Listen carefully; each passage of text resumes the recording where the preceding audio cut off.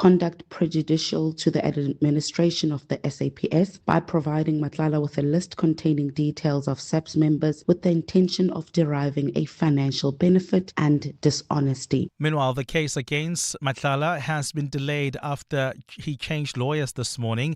He is appearing in the Pretoria Specialised Commercial Crimes Court, where he will know whether his plea and sentence agreements with the state will be endorsed. He's instead appointed advocate Annelien van der Heever, who represents him in his other criminal matter, to take over. Van der Heever told the court they don't intend to deviate from the plea agreement, only the sentencing. Mathala faces a 15-year sentence, 7 years of which is to be suspended, and this would see him turn state witness in exchange for an effective prison term of 8 years or less. The state believes Matlala's cooperation could open the door to more arrests of senior police officials in the widening of the multi-million rand SAPS tender fraud case. Mathala, along with senior police officials, manipulated the process, leading to him scoring his company's Medicare 2024 district's tender of 280 million rand. Passengers involved in a fatal bus crash near the Beitbridge border in Musina will now be transported to hospital. 11 people were injured while the driver died after the bus veered off the road overnight. The Limpopo Transport Department says preliminary investigations suggest driver fatigue could have caused the crash. The bus was transporting Malawian nationals from KwaZulu-Natal to the Musina Repatriation Center. Alfara Mushwana has more. It's understood that the bus transporting Malawian nationals from KZN to the Repatriation Center in Musina crashed just after midnight. The bus was traveling northbound when it veered off the road, fell off a small bridge and crashed through the steel barriers. The vehicle lies in ruins with the belongings of passengers scattered across the scene. The passengers have since been moved to safety, while the driver is believed to be the only fatality. Limpopo Transport Department spokesperson Mashudu Mabata. The driver has been confirmed deceased, while 11 passengers sustained injuries. The injured were transported to Musina Hospital for medical treatment. The road remains open to traffic at this stage. Law enforcement and emergency services have now left the scene. Alfa Ramshwana, Eyewitness News, along the N1 highway in Musina. And President Cyril Ramaphosa has acceded to all the requests of DA leader Jordan Hill-Lewis to reshuffle the party's executive. Most notably of the new appointments is the demotion of former leader John Steenhuisen as Agriculture Minister to Deputy Minister of Trade Industry. But Ramaphosa has also made an appointment from within his own party, bringing back former Minister Dina Pule to head the portfolio of social development. Lindsay Dentlinker has more. The DA's Willie Okamp has replaced John Steenhuisen as Agriculture Minister. Meanwhile, former Western Cape Education MEC David Mania replaces Okamp at Fisheries, Forestry and the Environment, the third minister in that portfolio since the formation of the Government of National Unity. The DA also has two new deputy ministers in the executive, Yusuf Karim at Higher Education and former Gauteng MPL Jack Bloom at Water and Sanitation. Alexandra Abrams has made way for Steenhuisen and replaces Samantha Graham Murray at Energy and Electricity. Following the axing of Sisisi Tolashe as Social Development Minister in May, President Ramaphosa has also filled that vacancy. Presidential spokesperson Vincent Magwenya. In the vacant Ministry of Social Development, President Ramaphosa has appointed Mr. Dina Pule as the Minister of Social Development in accordance with Section 91(3)(b) of the Constitution. Pule had most recently been chairperson of Parliament's Portfolio Committee on Agriculture, overseeing the department that had been headed by Steenhuisen.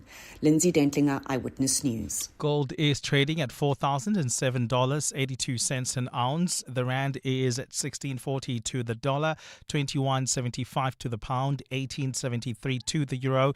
Brent crude oil is at $72.92 a barrel.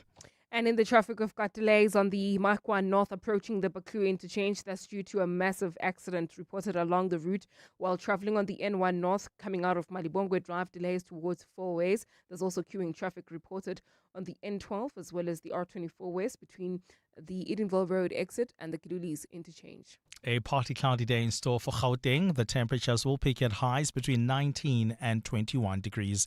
The top story in EWN this hour: disgraced Rachel Mancheng has been dismissed as a brigadier from the police service.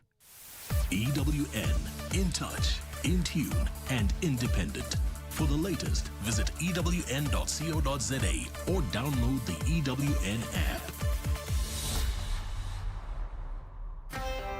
You're with Clement Manyathela On 702. Let's Walk the Talk, streaming on the Prime Media Plus app, DSTV channel 856. 92.7 and 106 FM. 7 minutes after 9 o'clock. Dumelang, welcome to the Wednesday edition of the Clement Manyathela Show on this first day of June. It's wonderful to have you with us here on 702. I hope you're well this morning. Geez, we have so much to do on the show today. So let's kick off the 702 open line on 011-883-0702. WhatsApp's on 072-702-1702. Did I say June? Oh, we're already in July. This is the first day of July. Dina Pule is back. Can you believe it? She's the former Minister of Communications. Remember her? A parliamentary ethics panel found she had concealed and denied her relationship with Pasani Mcebisa, and that his concealment allowed him to improperly benefit, with his company receiving millions of rands from her department, and the department even covering his overseas trips and accommodation. So it's really interesting because the investigation that was done also implicated two deputy director generals, Temba Piri at the time and Sem Vilagazi, with the committee recommending that all four of them be criminally charged for misleading Parliament under oath. I mean, Parliament's Ethics Committee found this woman guilty in August 2013.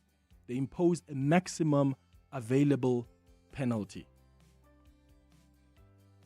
She was fired by the former president, Jacob Zuma, in July 2013, the previous month before Parliament's Ethics Committee even released its report. And now that same woman, whose partner benefited from the department she was leading at the time, and she failed to disclose the relationship, in fact, she lied about it, is now your Minister of Social Development, appointed by President Cyril Ramaphosa, the same man who has been talking about renewal, who's been talking about integrity, ethical leadership, and morality. Dina Pule was found guilty of lying to Parliament's Joint Committee on Ethics and Members' Interests. And Ramaphosa thinks she's the best to lead such a critical portfolio? Wow. I have no words. Maybe you have some words. Please share them with us on 011-883-0702. In other news, Lisicha Sinona, the KZN Hawks head, who was besties with Ket Matlala and his son was busy doing business with Ket, is now out. Reports suggest that he has resigned. I say good riddance. You can share your thoughts on that as well if you wish. Also, did you see the former president Jacob Zuma went to India and met with a fugitive, the Guptas? But wait, didn't the MK party discipline Floyd Shivambu because he met with a fugitive in Malawi, Shepherd Bushiri? They disciplined Floyd for meeting with Bushiri. Are they going to discipline Zuma for meeting with the Guptas? I mean, Atul and Rajesh are officially declared fugitives from justice. They're wanted in South Africa for severe charges, including fraud and money laundering related to state capture. And we asked the MK party if they're going to be taking action or disciplining Zuma. Have they responded? Well, the producers are telling me that they haven't responded. I mean, what did you expect? And I want to get your thoughts on something. You know, I said to you on the open line yesterday that when we were talking about the protests, that multiple truths can exist. Maybe this is a conversation we can have in tomorrow, maybe on our Thursday dialogue, because we just don't have time for it today. But yesterday I spoke about how multiple truths can exist, right? The migration crisis is so complex, and I think looking at it one way doesn't help. The concerns people are raising, or that they were raising yesterday, are legitimate, and they can't be disregarded. But also, the concerns around the behavior of some protesters are legitimate, because some of them have been involved in unlawful and criminal behavior, and that must also be called out. Government has also failed this country. They failed to deal with illegal immigration. And yes, there are many people who are here illegally because they took advantage of our weaknesses in our systems. It's disappointing listening to learned people like Duma Kubule, whom I respect a lot, but I just disagree with him in how he has characterized this issue. He spoke to Bongani Bingwa this morning, my colleague, describing the protests yesterday as mass hallucinations. And I think that's because he has chosen to only look at one particular context. And you can't do that with a matter as complex as migration. He's choosing not to acknowledge that the burden of immigration, illegal or legal, often rests on the shoulders of the poor, because they are the ones that need to compete for access to schools, to clinics, water, electricity, housing, you name it. In fact, you must go check out tweets by Dr. Hood Posam, who is an energy expert. And because she's in the energy industry, say again? Dr. Lungile. Is Dr. Lungile Mashele who tweeted that? Okay, so it's Dr. Lungile Mashele. And because Dr. Lungile is in the energy sector, I saw her tweets yesterday and I thought, my goodness, they get to the point. And what Dr. Lungile is doing is use, for instance, an issue of load reduction to try and demonstrate to you the burden on the poor when you have uncontrollable migration. And I will say in this context, illegal migration, because when you look at the places where load reduction gets implemented, what happens? You will see nearby or close by or in that area, there are informal settlements, mostly populated by illegal immigrants. And I'm not even talking about the context of those immigrants and why they're here. I'm saying an issue like load reduction, the reason you have it is because you are burdening the system. Power stations are exploding because there are so many people that are just relying on one substation. How do you want to look at the issue of migration, but you want to disregard a concern that is so legitimate that people have on the ground? Just because you live in a place that doesn't get affected and you don't see in the coalface and upfront the impact of migration, legal or illegal, maybe to you it's not as hardcore, but you can't disregard the experiences of people on the ground. And I just found that to be a bit disappointing, that you look at such a complex matter as migration in such a linear approach. Because I didn't hear him once in that interview with Bongani speaking about how there's also a burden on the other side. Why can't multiple truths exist? Why can't you look at the benefit of migration, why it is needed, and back it with data, but also look at the disadvantages of illegal migration and the consequences that it has? And that's why I said yesterday, we're not hearing each other. We're coming here with approaches of, no, those are bad, those are good. When all of us can sit and be rational and say, okay, there's a point that is fair that this person is raising. There's a point that is fair that some of these experts who are backing this with data are raising. There's a legitimate concern that some of these people who are protesting are raising. Why can't we do that? I wonder, and I'm hoping we can have a fuller discussion tomorrow, maybe on our Thursday dialogue, on our Across the Desk feature, because I think we need to go deeper into this. Because it seems like some people are not understanding the impact, really, on illegal migration on people, or they're choosing not to. Here's what we're going to do now. We're going to speak to Paul Bowie now, who is the CEO of Resolve Communications. And then at 10 o'clock, we're going to be in conversation with Collins Letswalo. Remember him? The former Road Accident Fund CEO. Where has he been? And why has he ignored Parliament's summons? His lawyers at some point wrote to Parliament calling the Scopa inquiry into the affairs of the Road Accident Fund unconstitutional. So he's going to join us this morning to explain where he's been and why he has chosen not to participate in the Scopa hearings. At 11 o'clock, we'll do our Listener's Choice feature, and then we'll wrap up the show at 11:30 with the sharing space. Clement Manyathela, streaming on the Prime Media Plus app. DSTV channel 856, 92.7 and 106 FM. Hi, Clement. This is Sidwell. Clement, really, yeah. You know, there's so much in this country that's happening, and it's very negative news at most. You know what? Yeah, good riddance for Sinona. You are right. And but as for Dina, to come back as a minister again, no. That's a bad one for Ramaphosa. Thank you. Hi, Clement. The appointment of the former minister Dina Pule by President Ramaphosa is so disappointing. As a staunch ANC member, I'm so disappointed because for the longest time they've been the ANC has been talking about renewal, but on a daily basis, they're doing something opposite. I'm sick and tired of this organization now, but I'm registered to vote, and I don't know who to vote for. I mean, I might as well vote for the ANC because the other parties, they're just not appealing to me. But I'm so disgusted as an ANC voter.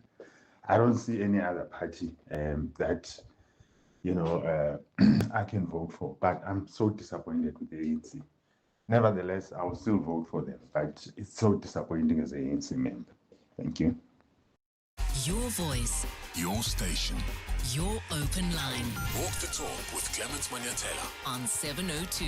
17 minutes after 9 o'clock. All right, so you've seen the cabinet reshuffle, and as expected, John Steenhuisen has been moved to the Department of Trade and Industry as Deputy Minister and no longer the Minister of Agriculture. Yesterday, 2 days ago, we spoke about the interview that he gave to News 24 and some of the claims he made about the Resolve Communications, which is a firm that is being chaired by Tony Leon. The CEO is Paul Bowie. She is the COO of Resolve Communications, and he's joining us now on the line. Paul, thank you so much for making time for us. I really appreciate it. Good morning. Morning, Clement. Thanks for having me on. So I'm going to go straight into it. I want to first understand, what exactly do you as Resolve Communications do? Clement, thank you, because I think that's really the most important question that needs to be answered in order to dispel much of the kind of smears and relentless attacks that have been driven by a number of individuals over the last days about what Resolve does. So to be absolutely clear, Resolve is a public affairs and strategic communications firm, and what we do is a legitimate, legal and necessary activity, which is very commonplace both in South Africa and around the world. And what has been particularly surprising, I think, over the last few days is that a number of people who know this well, I'm sure journalists know this, everyone understands that there are firms that have to help government business across the economy understand government, how to make their case, and how to make their voice heard on matters which have a direct and material impact on the functioning of their business. What is, I think, Clement, really saddening, frankly, is that some people have sought to caricature legitimate communications work as somehow being equivalent to that of state capture. And that comparison is reckless, and frankly, it's very malicious. I think we all know, and your station and many others have correctly highlighted just how awful that systematic looting of public institutions was, how our law enforcement institutions were captured, and that there was a deliberate undermining of the constitutional order for the enrichment of the tiny connected few. So to deploy that term to what is a small communications firm, we were literally 9 people, Clement, whose only work is to help facilitate lawful meetings between our clients and government or the appropriate parties, is either a sign of profound ignorance about what state capture actually was, or it's a deliberate attempt to mislead the public. Okay, what kind of meetings do you facilitate for those that are in public office with your clients? Like, for instance, which ministers have you approached and asked to meet with your clients? Is it only DA ministers? No, not at all. So which Resolve ANC ministers have you approached? So, Clement, we've been in existence, and it long predates myself, since 2013. So Resolve, like many other firms throughout South Africa, be approached by a client to say we are concerned about a particular piece of legislation, a regulation, some sort of market access issue. Currently, as you would know, the U.S. keeps on changing its trade tariffs, makes the role of exporters particularly difficult. And they would say, how do we make sure we engage and ensure that government understands what the impact of that particular decision may be?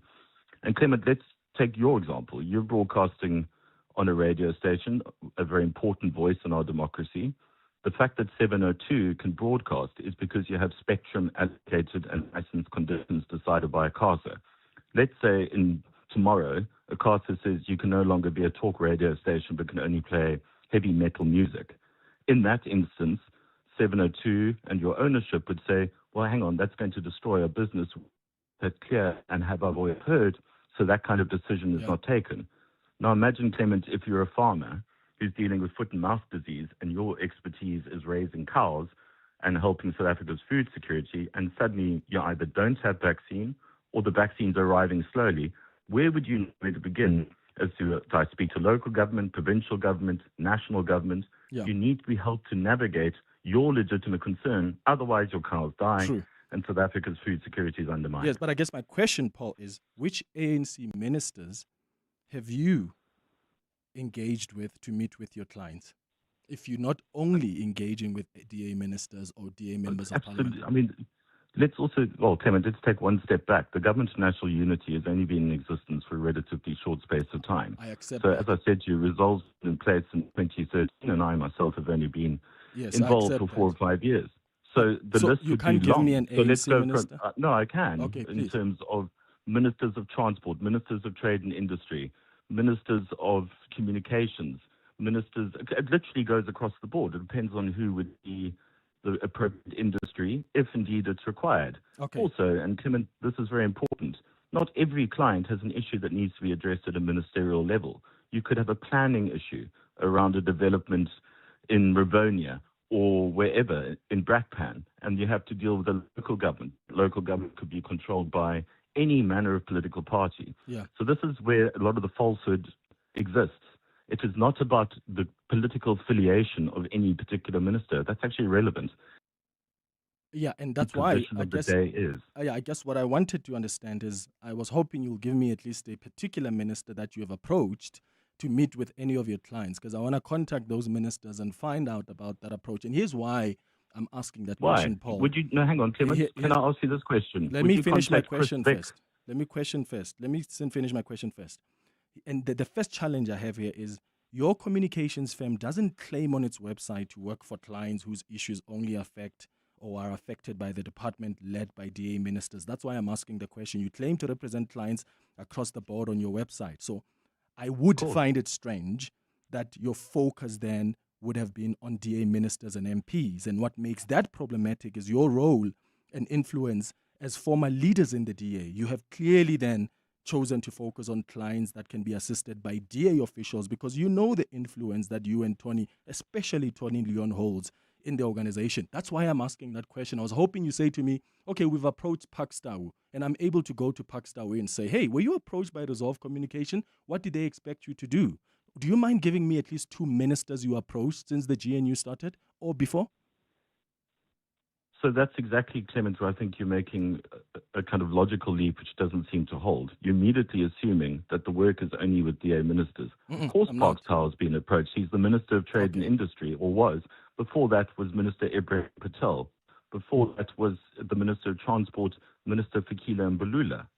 So what I was trying to ask you, so by asking this question, do you know that the spokesperson, the presidency, has his own communications firm? Does that question get asked to him? Well, the people who lead that communications firm, do they have influence in the ANC? Are they former leaders of the organization? Well, you're telling me that there isn't influence that can be brought to bear, and that influence in itself I'm not saying is not that. problematic. I'm saying let's compare apples with apples. Are you telling me that the communications firm that the presidency has is being led by former leaders of the African National Congress who still very much have influence in the organization? So, Clement, again, let's go back to a very important point here. I have never been a public representative, number one. Number two, Tony Leon was the last leader of the DA 19 years ago. I don't hold public office. I never have. And in his case, he has not held public office for a substantial amount of time. Does Tony know people? Of course he does. Do I know people? Yes, you do as well. So what does that mean? It means we can understand, because we've had experience in life and professionally, that maybe you need to speak to Minister Tao on this particular instance, or previously Minister Patel, or there's a need to speak to the Minister of Police. It's not about the party affiliation. And regardless of the party affiliation, and this is really important, Clement, is no one tells anyone what to do. That's not our job. Yeah, and our only job is to help advocate. I'll get to that. So the decision that is being made rests with the relevant decision-making I guess authority. I was trying to, so that we're clear, I was trying to get you to accept that the firm you're talking about doesn't have anybody who's there who was the leader of the African National Congress or is influential. If you have information, you can share it with us. I think, Paul, you are being disingenuous when you look at Tony Leon's influence. He is a revered former leader of the DA. He was the author of a report that led to Mmusi Maimane being removed together with other people. So that tells you that he's still an asset to this organization. He was part of a team that negotiated the GNU. He was on the DA's election review panel. He's not a normal corporate citizen. So he can't be treated like that. Not when he uses his proximity to officials to serve his clients. How could you argue that he is not influential and instrumental in the Democratic Alliance? But Clement, what is the actual logical conclusion that you're drawing here? Of course, Tony has got a long and storied history. He's got a very principled one, fighting for the establishment of South Africa's democracy, upholding and protecting it. What is in of itself, having the ability to talk to someone, have someone's phone number, is very different to what I think you're trying to allude to, which is quite bizarre, is that then leads to a forced government decision. There's been no such thing, nor would there ever be such thing. It is simply saying, I'm a farmer. Let's take a real-world example. The Foot-and-Mouth Disease Response South Africa, a legitimate farming organization, who wrote, with our assistance, to the minister, the then Minister of Agriculture, to seek assistance. Did that lead to anyone picking up the phone and saying, you must do this? Of course not. Quite the opposite. We have never, ever done that, nor would we ever seek to doing it. So that's what I object to. And I think in of itself, that's the disingenuous kind of assertion you're making, that somehow there's something unusual about the fact Tony, of course, has got huge respect across the board. He also can speak to the ANC. He can speak to the IFP. He can speak to all manner of people. But that speaking to people doesn't then follow to somehow this is in any way something underhanded or different. Yeah, let's look at the examples then. Let's look at the examples then. Let's look at your client list. Is Starlink your client? Was it your client? Is it still your client? Yes, Starlink is a client of ours. Now, you can imagine Starlink is what, Clement? It just had an IPO worth, whatever it is, over $1 billion. We are a 9-man firm on the southern tip of Africa. So what's our role? Very limited, very small. And our role has only been, which is, again, exactly what I've said throughout, to help say, South Africa, complex regulatory environment, this is the kind of context in which it operates. These are the kind of things for your consideration. But what was the company's brief to you as Resolve Communications? What was Starlink's brief to you? Did you do social media work for them as well? No, emphatically not. We don't even remotely have that kind of capacity. What was the brief? Now, this is the important thing. I've just told you what the brief is to provide advisory services about the regulatory environment in which South Africa operates. And let's also remember, Clement, remember the president met with Elon Musk? And that's to keep some perspective. That is a normal part of a government, and that's his call, no one else's, to make that engagement. So it is for governments. Sorry, it's a very important point. If there is some sort of weird and wonderful, fanciful idea that this little firm of 9 people can influence the national debate and make it to a decision point where something has to be done, have you noticed, is Starlink operational? Has ICASA even complied with the departmental directive? So it's a very strange result to point to of some sort of weird influence. It is simply not right, in fact, and it is a false assertion to think there's anything that is weird or underhand here. So, and yes, you are aware of Elon Musk's terrible racially polarizing campaign on social media, right? He's been advancing 100%. lies about white genocide in South Africa. There were many anonymous accounts on social media advancing this narrative, and my confusion here is, I mean, when you began seeing Elon Musk's behavior and lies and misinformation on social media, you just decided to keep them as clients?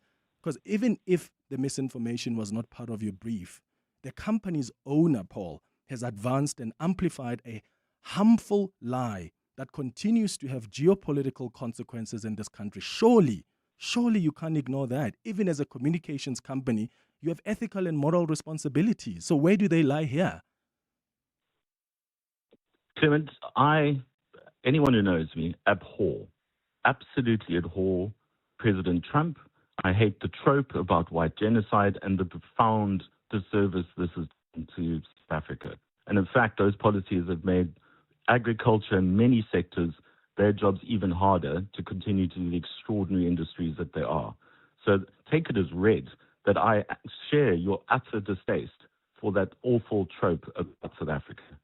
But I also have the professional ability to say right now in South Africa, there are about 18 million people who don't have access to reliable internet. So that is a decision that the government of the day must make in terms of weighing, do we help bridge that digital divide or don't we? I can just differentiate between the comments made way above my pay grade. I've got nothing. I've never met. Obviously, I've never met Mr. Musk. I don't, in my view, Mr. Musk is neither here or there, but I would not agree at all with his personal characterization of South Africa. But what I would be passionate about is making sure that, whilst it makes us all feel better to say what he's done is wrong and terrible, of which I have no disagreement, not even remotely. But where's your responsibility? Clement, do you worry about...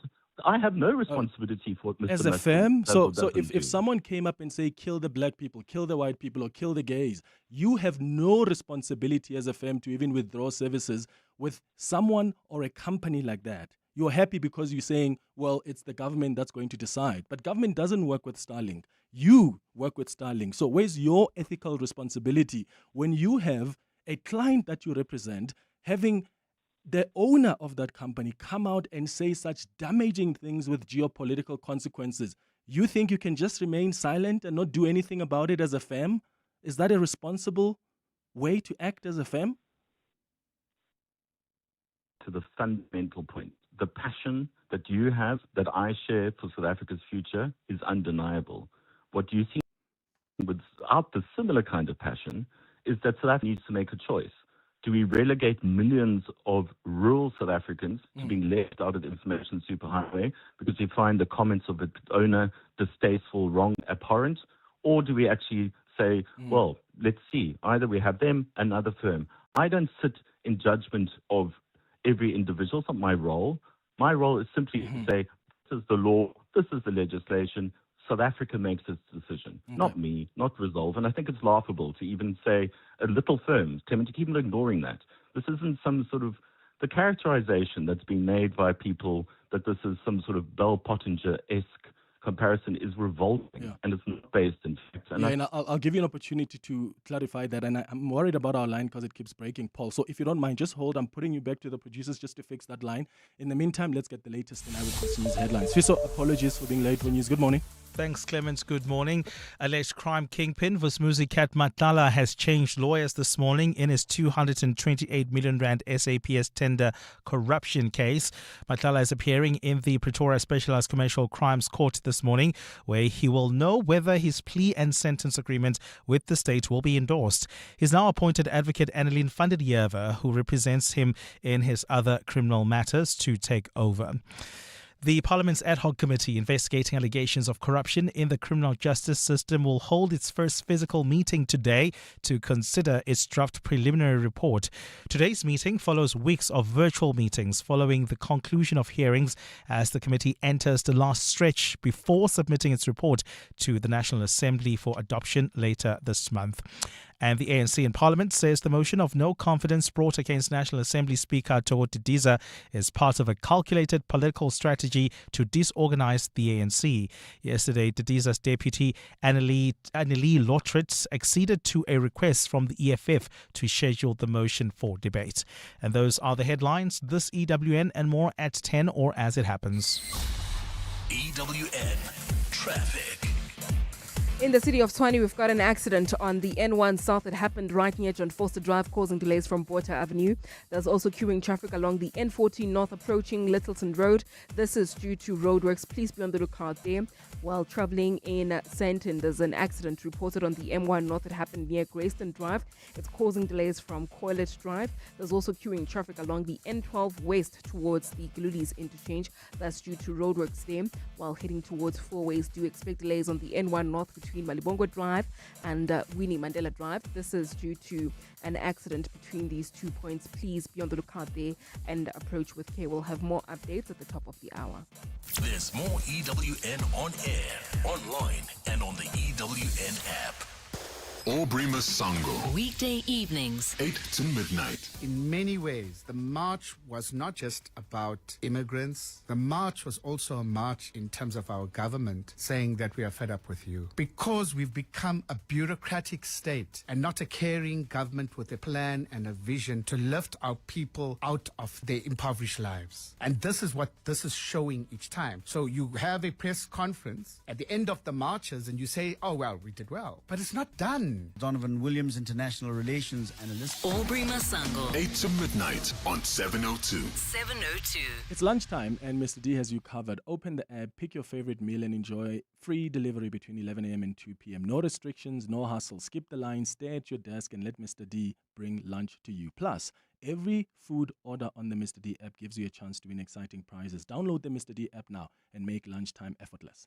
Is there a word for the feeling of a road disappearing over the horizon? Beyonding? What about the feeling you get when you see sunlight flickering through rows of trees? Sun fizzing. Anyway, some things don't like to be explained. They just ask to be felt. Like the feeling of a drive built around you. Technology that's human first makes you one with your car in a way that you can't explain. You can only feel. And there's a word for that. Mazda. Wonder awaits. At the 702 Josie Majosi Walk the Talk, snap and share any one of 5 Mazda Wonder experiences using hashtag MazdaSA to stand a chance to win a share of 50,000 Rand. Sure, they aced it.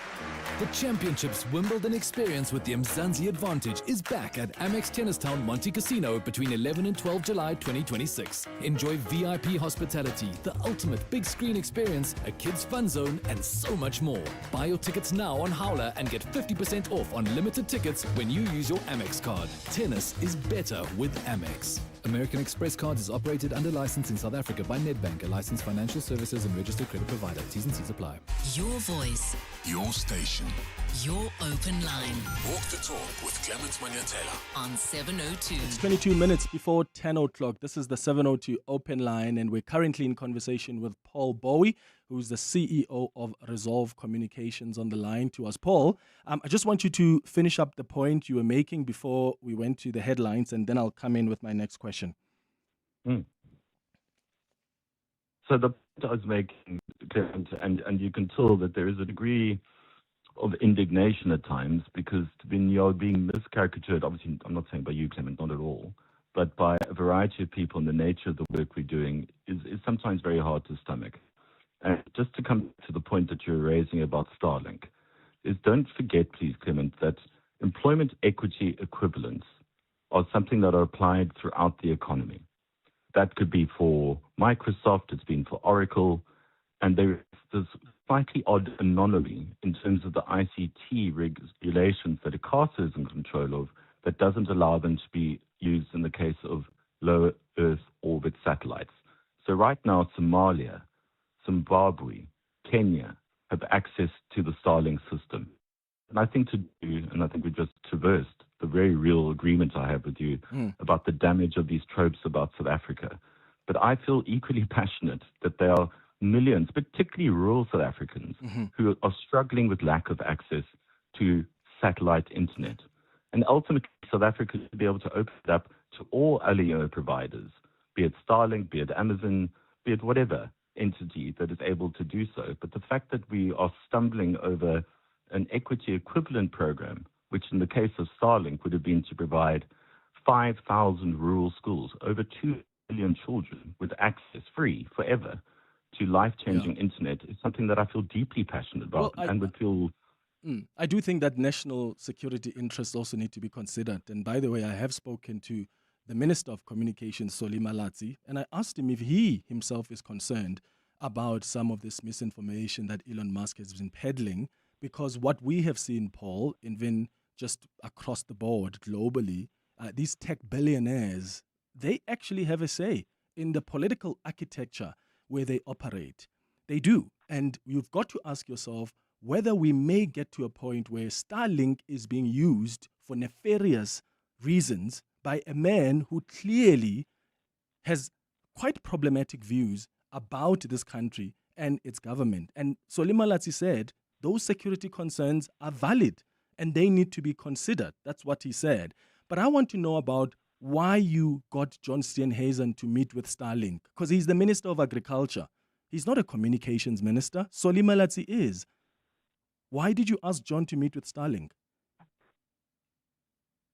Clement, again, this is a very important context in which people need to understand how government works and how large multinationals work. So you would find, I have no doubt, that companies across the board, be it in South Africa, be it in Zimbabwe, Namibia, whatever, to meet with the senior leadership of all political parties, or where they're political parties who may or may not be relevant to the policy positions to which they would like to advocate for and discuss. So it makes perfect sense in that context to meet the then leader of the DA to discuss what their view may or may not be. And it's not unique to Starlink, and it certainly wouldn't be unique to the work we do. It would be done by all manner of individuals who want to talk to the government, because the implications of what government does has real implications for the people that they govern. But then that meeting, John says Starlink was just complaining. It was a complaining session. They were complaining that Solly wasn't moving fast enough, which is why I'm asking, what exactly did you and Starlink expect John to do as leader of the DA, who has influence over his cabinet, if you will, because people who serve in cabinet were chosen by him. So what did you expect him as John Steenhuisen to do besides using his influence on Solly Malatsi? I would put it to you that you were trying to use John to put pressure on Solly Malatsi, because otherwise, why are you bringing in the leader of the organization, whom Solly Malatsi report to complain about Solly Malatsi? Clement, again, it's a completely false premise that you put. Solly Malatsi is an extraordinary person who will make his own decisions with the authority and power that he has. Number two, it's entirely any large, small, medium, doesn't really matter, size organization to express whatever view they may have. I wasn't party to that meeting. I'm not going to ascribe what Mr. Steenhuisen did or didn't feel in that meeting. That's for him to account to. So the premise of the question is trying to again imply that there's something strange or underhanded. Organizations, entities, individuals have every right to express wherever they would like to meet. And that particular individual, be they a leader, a minister, a councillor, whatever it may be, whatever office, have every right to say, yes, I'll take it, or every right to say, no, I don't agree. No, it's not going to move. And I come back to the key point here, Clement. In no way, shape or form has there have been any specific instruction, any kind of coercion, zero, nothing, nada. So there really is, this is not in any way an unnormal, uncommon practice.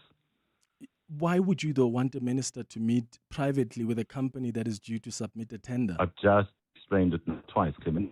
It's not a tender. What are you referring Does to now? Starlink have a tender now in South Africa? No.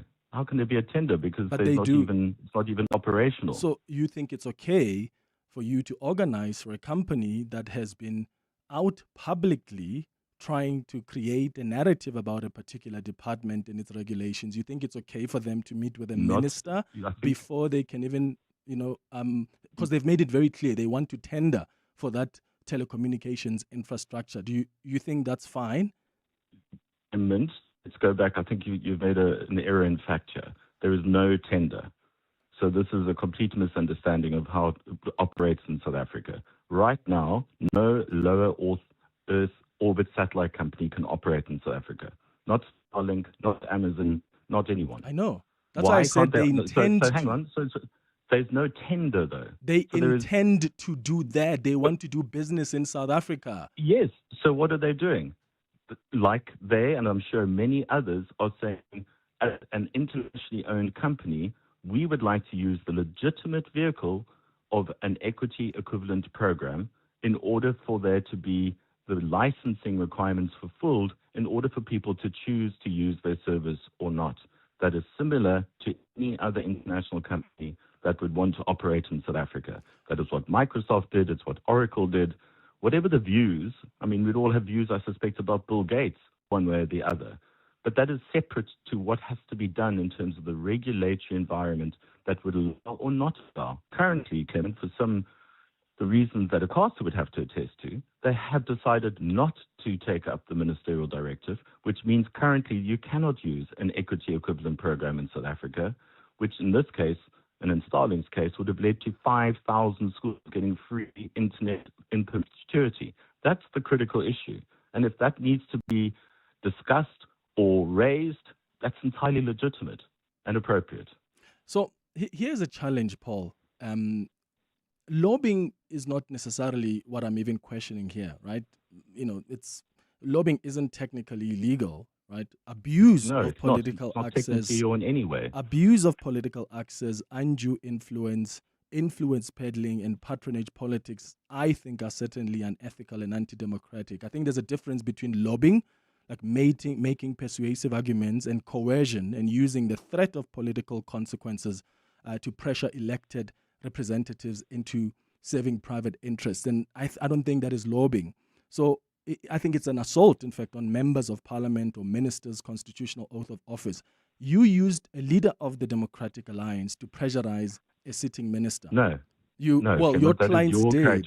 You created space for your clients to put pressure on John Steenhuisen. Absolutely not true in fact or intent, because you've made an assertion which has got literally no evidence or any basis to make. I come back to the very clear point. No one has instructed or can or has the power or the ability or even the desire to do anything that you've just described. But if your logic is completely wholly inaccurate and wrong what you've just asserted, Clement. So if John Steenhuisen says to you, guys, the clients that you want me to meet are busy putting pressure on me to put pressure on Solimalatz, you're okay with that? No one is putting pressure. You must speak to Mr. John Steenhuisen says that. Mr. Steenhuisen said that in a recent interview. Did he say that at any other stage? No. So I'm not going to speak to Mr. Steenhuisen and how he does. Okay, how about Dion George? How about Dion George? Because he was repeatedly pressured, he says, to meet with a company that was in litigation against his department, Rodisa. He said no, and the pressure kept on coming. Why did you expect him to meet with a company that was in litigation with the department? So, Clement, let's take a pause here. Mr. George, by his own admission here, said he feels that he thinks there might have been some sort of campaign, but there's no evidence because there isn't. Rodisa is an environmental waste organization that is involved in tire recycling. South Africa has a crisis of environmental waste. Rodisa are a small entity that had previously been engaged in litigation against the state and were vindicated by the Supreme Court. There is no actual litigation against the Department of Environmental Affairs. They're in litigation against the liquidators for a damages claim. Not me, not anyone else. They themselves wrote to the then minister and said, on the basis of the facts, would you consider a meeting? He said, I'll think about it. He then said, on further advice, no. They said, okay. That's the essence of it. And what happened with Herman Mashaba? I want you to clarify that after this break. It's 11 minutes before 10. What is special about this year's 702 Jozi, My Jozi Walk the Talk is that we actually get to experience the city in a completely different way. So often the city is seen in a negative light, and I feel like the Walk the Talk is going to be breathing new life into the city with people falling in love with it again. You must definitely take part in this year's Walk the Talk because, of course, we often engage across from one another via the phone, via the WhatsApp line, but this time we actually get to see each other in person, and it is always such a beautiful experience. This year, I am eyeing the 5 kilometer because I saw that route and I said, this should be interesting, but I'll see. I might challenge myself. Let's see. To enter the 702 Jozi, My Jozi Walk the Talk, go to primemediaplus.com or download the app. I'm so excited. Can't wait to see you there. In life's most challenging moments of loss, compassion can be your greatest comfort. You shouldn't have to face the financial burden of losing a loved one by yourself. Rest assured, Clientele's funeral plans pay out cash within 24 hours. You can cover up to 13 family members on one plan, ensuring all your loved ones are taken care of, and 3 children are covered at no additional cost. With Clientele, you're not just buying a plan, you're also buying peace of mind. When the time comes, you will need to make important calls with your 200 Rand airtime you will receive when you claim. Plans offer double accidental death cover, as well as transport, grocery and unveiling benefits. Apply today, it's easy. There are no medical examinations and no paperwork. SMS funeral to 31586. That's 31586. Clientele Life is an authorized FSP and licensed life insurer. T's and C's online. Standard rates apply.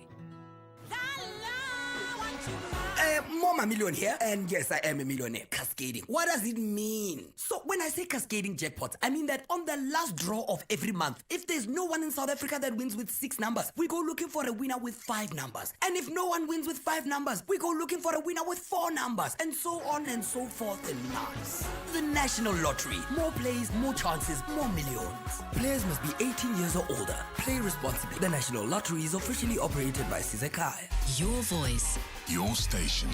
Your open line. Walk the talk with Clement Manyathela on 702. 8 minutes before 10 o'clock, we're just about to wrap up our conversation with Paul Bowie, who is the CEO of Resolve Communications. And Paul, I was asking you before the break about Herman Mashaba, because when he was mayor of Johannesburg, he says he declined giving Resolve Communications unnamed client a 300 million rand municipal contract, despite a very pushy email from the former member of parliament, who's now turned, was a Resolve CEO, Gavin Davies at the time. And the suggestion from Mashaba is that Leon was trying to get him to initiate a tender. I actually have, of course, the extract of the book that was written by Michael Beaumont about Herman Mashaba. And you can see the email from Gavin after Tony Leon met with Herman Mashaba. And the email says, "Hi, Michael. I hope you're well. Tony Leon had dinner with Herman last week, and the topic of violent crime and gun detection technology came up. Herman requested that ShotSpotter meet with David Tembe and Michael San to discuss how gun detection technology could be operational in affected areas of Johannesburg and to answer any questions. Would you be able to facilitate this?" Is that part of then the lobbying, where you'll have a former leader of the organization meet with someone who's a mayor belonging to that organization and saying, "Hey, come meet with this company so that we can see if we can get a contract here to deal with gun detection technology"? Clement, I genuinely baffled by what Mr. Mashaba and Mr. Beaumont have attested to in this particular matter. And again, it seems sometimes the facts seem to get in the way of whatever motive or agenda they might be pursuing. What is completely missing from an entire part of this particular issue is that the city of Johannesburg had piloted that particular technology long before the involvement of Resolve or any of my predecessors. That pilot, by all accounts, was pretty successful, nothing to do with us, and dealt with something which we all would, I'm sure, be concerned about, gun violence in South Africa. After that pilot, there was much excitement and enthusiasm for that technology, attested to by the then mayoral committee for safety and security, as well as the mayor himself. Then, after the pilot, there was consideration of should there be a larger uptake of that technology across the city of Johannesburg. In the normal course of events, it was discussed, is that something you would consider? And of course, they are complex, highly complex procurement processes that need to be fully accepted and respected. What's missed in Beaumont's account in his book is the last correspondence at the time saying, fully understand, let us know if there's anything you need. Left and done. So for Mr. Mashaba to characterize it in his way is entirely and utterly baffling. And it is also strange to me that claim only came out and there was the review into the electoral performance of the DA. That's when it was raised. Mr. Mashaba has never, ever laid any form of complaint or charge. Yeah. There is literally no evidence of any wrongdoing. And to characterize any correspondence as pushy, even what you've just read out to me, is hardly pushy. Who sat on that review of the electoral performance? Was Tony Leon not part of that review? And what you seem to be forgetting, Clement, who stepped down after that review of the electoral performance? No, but I'm saying, was he not part of that review Clement, initially? Answer that question. That included myself. Yes, so he was part of that review of the electoral performance, which again talks to the influence that he has in the organization. And Herman Mashaba believes, because of his role there, I mean, Herman Mashaba says he raised issues with the DA leadership as an example of Leon's conflicted rule. And he says this is when the DA leadership, influenced in part by Tony Leon, turned on him, which ultimately contributed to his resignation from That the is party a shortly that is afterwards. something that Mr. But then Machado that's is- not a story No, but that's only Clement, coming. again, I'll give you a chance now. That's not a story that's only coming from Hammond. It comes from John. John says, when I refused to do what your clients wanted him to do as agriculture minister, what happened? He's out. Dion George is saying the same thing. I refused to meet with these people, and then suddenly there was information being told. There are too many people that are telling stories here, Paul, No. of how, Pumzile van Dam spoke, John Steenhuisen, Dion George, Herman Mashaba. And there's a commonality here is they understand the influence that Tony Leon has, and it's almost like they know that if you are not going to say yes to Tony or to meet his clients, then you know what's going to happen to you in the organization. Clement, that is as false as it is ridiculous. There is not a single shred of evidence to support any of those assertions. What there is a commonality amongst the four individuals that you've listed who are no longer in any way part of, apart from Mr. Steenhuisen, a DA structure. So whatever personal objectives, agendas, motives they have, they need to speak to. It's not for me to do so. And I find it incredibly sad that this kind of insinuation, and even by your own account, Mr. George said, I can't be sure, I don't know, because there is no such evidence. It ascribes an almost mythical ability and power which simply does not exist. So again, I assert it is wrong in fact, of which there are none, and it is actually frankly quite mad to suggest that a small recycling company that was the victim of incredibly injurious state action was somehow enough to precipitate the fall of a minister. It's remarkable. There could be an enormous amount of scapegoating for whatever people's own situations are to focus on a tiny little entity that sits in Cape Town to think that we have this power. I mean, at some level, Clement, it's almost laughable. I wish at various times maybe one had this mythical power, but we don't, nor do I want it. It is absolutely, if it wasn't so serious, it would actually be laughable, but it is not funny because actually what it does is it casts aspersions on very good men and women whose literally their only consideration in life, how do we represent legitimate businesses, be they farmers, be they, it doesn't matter who, make sure that they are able to make their voice heard and then for government to decide what to do or not to do. What you are buying into and what you are perpetrating is a narrative of people who have their own agendas, whatever they may be. I don't really care what their personal agendas may or may not be. What I do care about is the impact on a legitimate business that is doing its best to help build a better South Africa. Yeah, and Paul, I'm just asking questions here. I'm not buying into any narrative. That's why I've invited you here. If I was buying to any narrative, I wouldn't see a need to even talk to you. I've told you what I think about the influence of Tony Leon. I accept your position, accept mine. I disagree fundamentally. I don't think we must look at Tony Leon as some ordinary corporate citizen. He can't be treated like that. Not when he's got such proximity to officials who then can serve his clients if they agree to meet with them. You know, he's got backstage access that any other corporate citizen doesn't necessarily have. So, do you do business with other companies in the Western Clement, Cape who do can business? Can I come back to that particular question that you just said? Yes, quickly, please. You make a lot of statements. I have a right to respond to it. You've just asserted that there's a lot of influence. You have no evidence. You have no actual sign of. I've spoken to people, Paul. I've spoken to people in the DA this morning. I've spoken to 4 DA senior leaders, some of whom are serving as ministers. They've told me you've put pressure on them. Tony Leon has. So you can decide not to believe them. And I'm not saying I believe. I'm saying that's the stories that have come. So why must people then believe yours and not theirs? Let the listeners decide what they believe, their stories or yours. No, these are not stories, Clement. What I'm trying to come back to is the simple reality that there is a request for someone, no matter what that entity is, to have a meeting. Sometimes that's not often the case. That any minister, ANC, DA, IFP, can make a decision. No one, not Leon, certainly not me, no one in my firm has in any way orchestrated any campaign. A, we wouldn't want to. B, it's not who we are. C, we wouldn't even know where to begin. D, there is no evidence of any of these assertions. Do you do any business in the Western Cape? Do you have clients there who do business with the Western Cape government or the city of Cape Town? No. We do no government business. Are you okay with their calls for an inquiry of sorts looking into the actions of your company? Would you be open to that since you have nothing to hide? We have absolutely nothing to hide. So you wouldn't have a problem with that?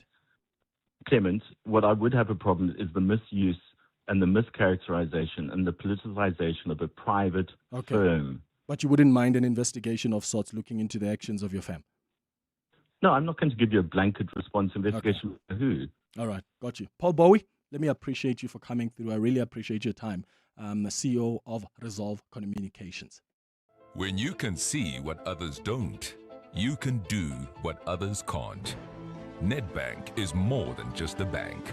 We're a growth partner because we understand that real success happens when you're looking ahead, spotting opportunities others miss, and planning for tomorrow today.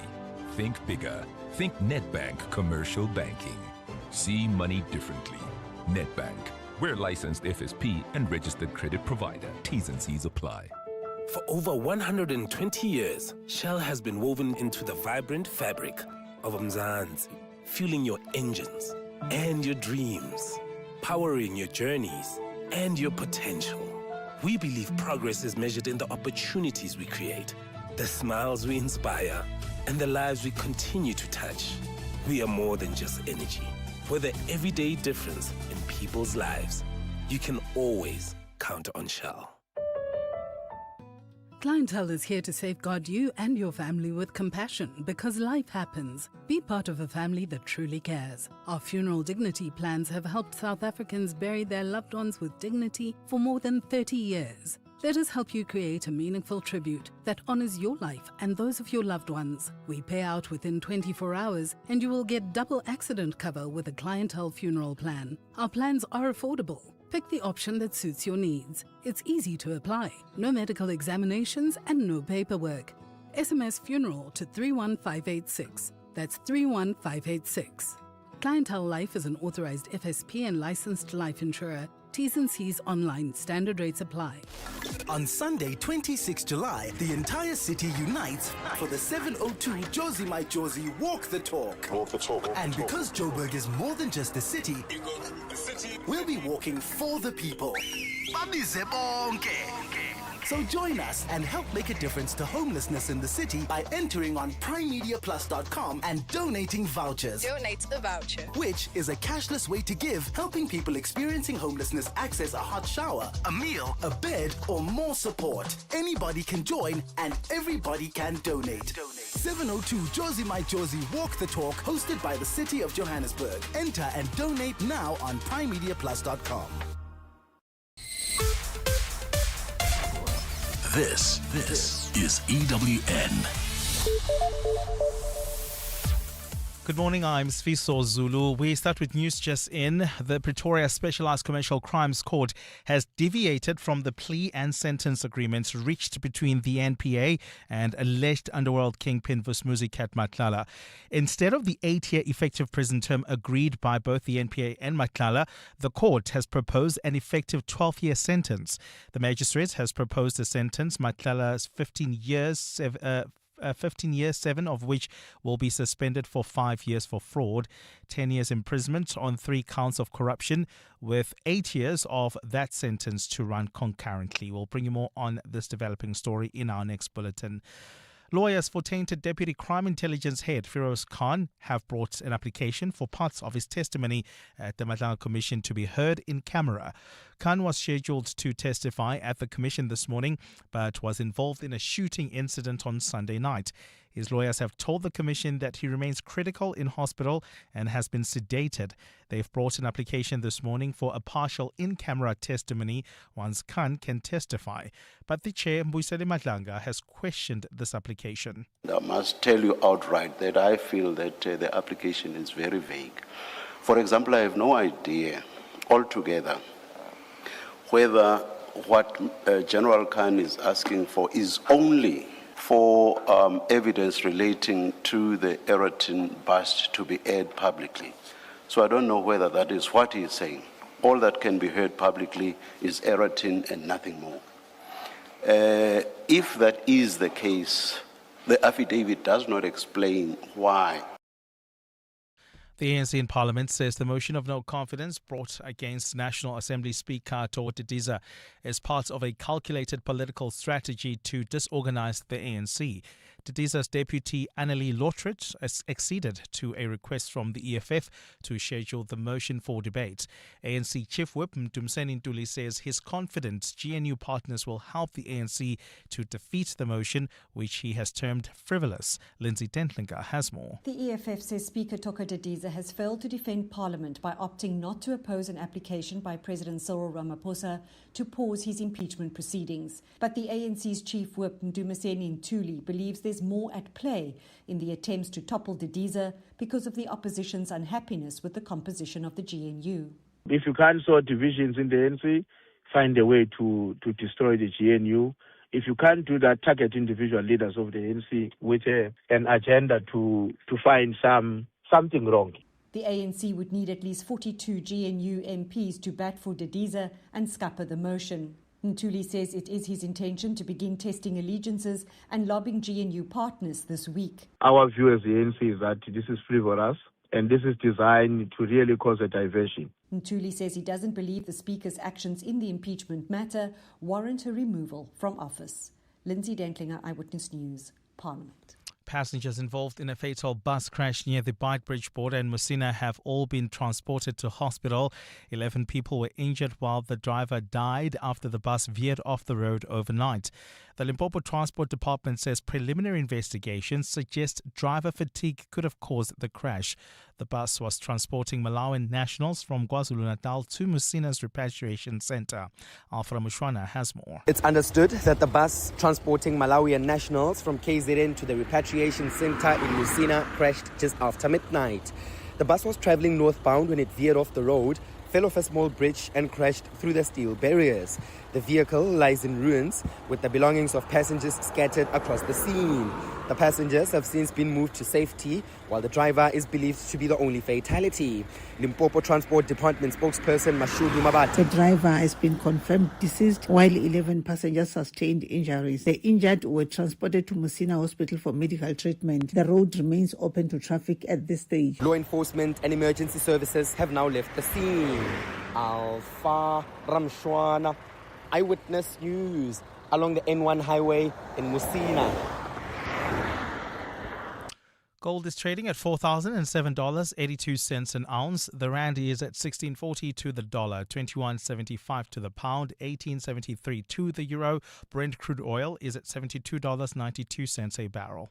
And in the traffic, we've got delays on the M1 North approaching Grayston Drive. That's due to an accident. There's also queuing traffic reported along the November 1 North coming out of Malibongwe Drive towards the Winnie Mandela Drive exit. A partly cloudy day in store for Gauteng. The temperatures will peak at highs between 19 and 21 degrees. The top story in EWN this hour, the specialized Pretoria Commercial Crimes Court has deviated from the plea and sentence agreements reached between the NPA and Clement Manyathela. EWN, in touch, in tune, and independent. For the latest, visit ewn.co.za or download the EWN app. You're with Clement Manyathela On 702. Let's Walk the Talk, streaming on the Prime Media Plus app, DSTV channel 856, 92.7 and 106 FM. 10 minutes after 10 o'clock. Dumelang, welcome to the second hour of the Clement Manyathela Show. Thank you so much for staying with us here on 702. And I want to apologize to you for taking so much time on the 702 open line. Normally we take calls, but I do think that a lot of you wanted to hear from Tony Leon's company, Resolve Communications, which has been using its influence in the Democratic Alliance to do business. And I wanted us to hear from the CEO of Resolve Communications. So Paul Bowie joined us, and I wanted us to really go through that conversation. And so you can make up your own mind about whether or not you get where they're coming from. And as I said, what I'm questioning here is not necessarily lobbying, because that isn't technically illegal. The abuse of political access is what I have an issue with. Undue influence is what I have an issue with, right? Patronage politics, those are certainly unethical and anti-democratic. There is a difference between lobbying, making persuasive arguments, and coercion. And I've spoken to senior leaders of the DA since last night, 4 of them this morning, Some of them who were ministers, some are still ministers now. And they tell me that they do get calls from Resolve Communications. And if you don't play ball, you know what's going to happen to you. What happened to Herman Mashaba when he refused to give a contract to a company that was representing Tony Leon? The DA leadership turned on him, and then what did he do? He ended up leaving the organization. What happened to John Steenhuisen, based on what he's telling us? What happened to Dion George when he was refusing to meet with clients represented by Tony Leon's company? There's a list of people who have tried to say no to Resolve Communications, and they were scared. And it's naive of us to think Tony Leon doesn't have influence in the DA. If Tony Leon is not an important instrument in the DA, why was he part of election panels? Why was he part of panels to review the electoral performance of the DA? Why did he have the authority, together with other people on the panel, to even say Mmusi Maimane needs to go? Why was he brought in to negotiate the GNU? If he is so not important and influential in the Democratic Alliance, so now you tell me, someone who's that influential tells you through his company, meet with company A and B, meet with Starlink, and you don't do that, what do you think is going to happen to you? Let me take some of your responses that have come through on 0727021702.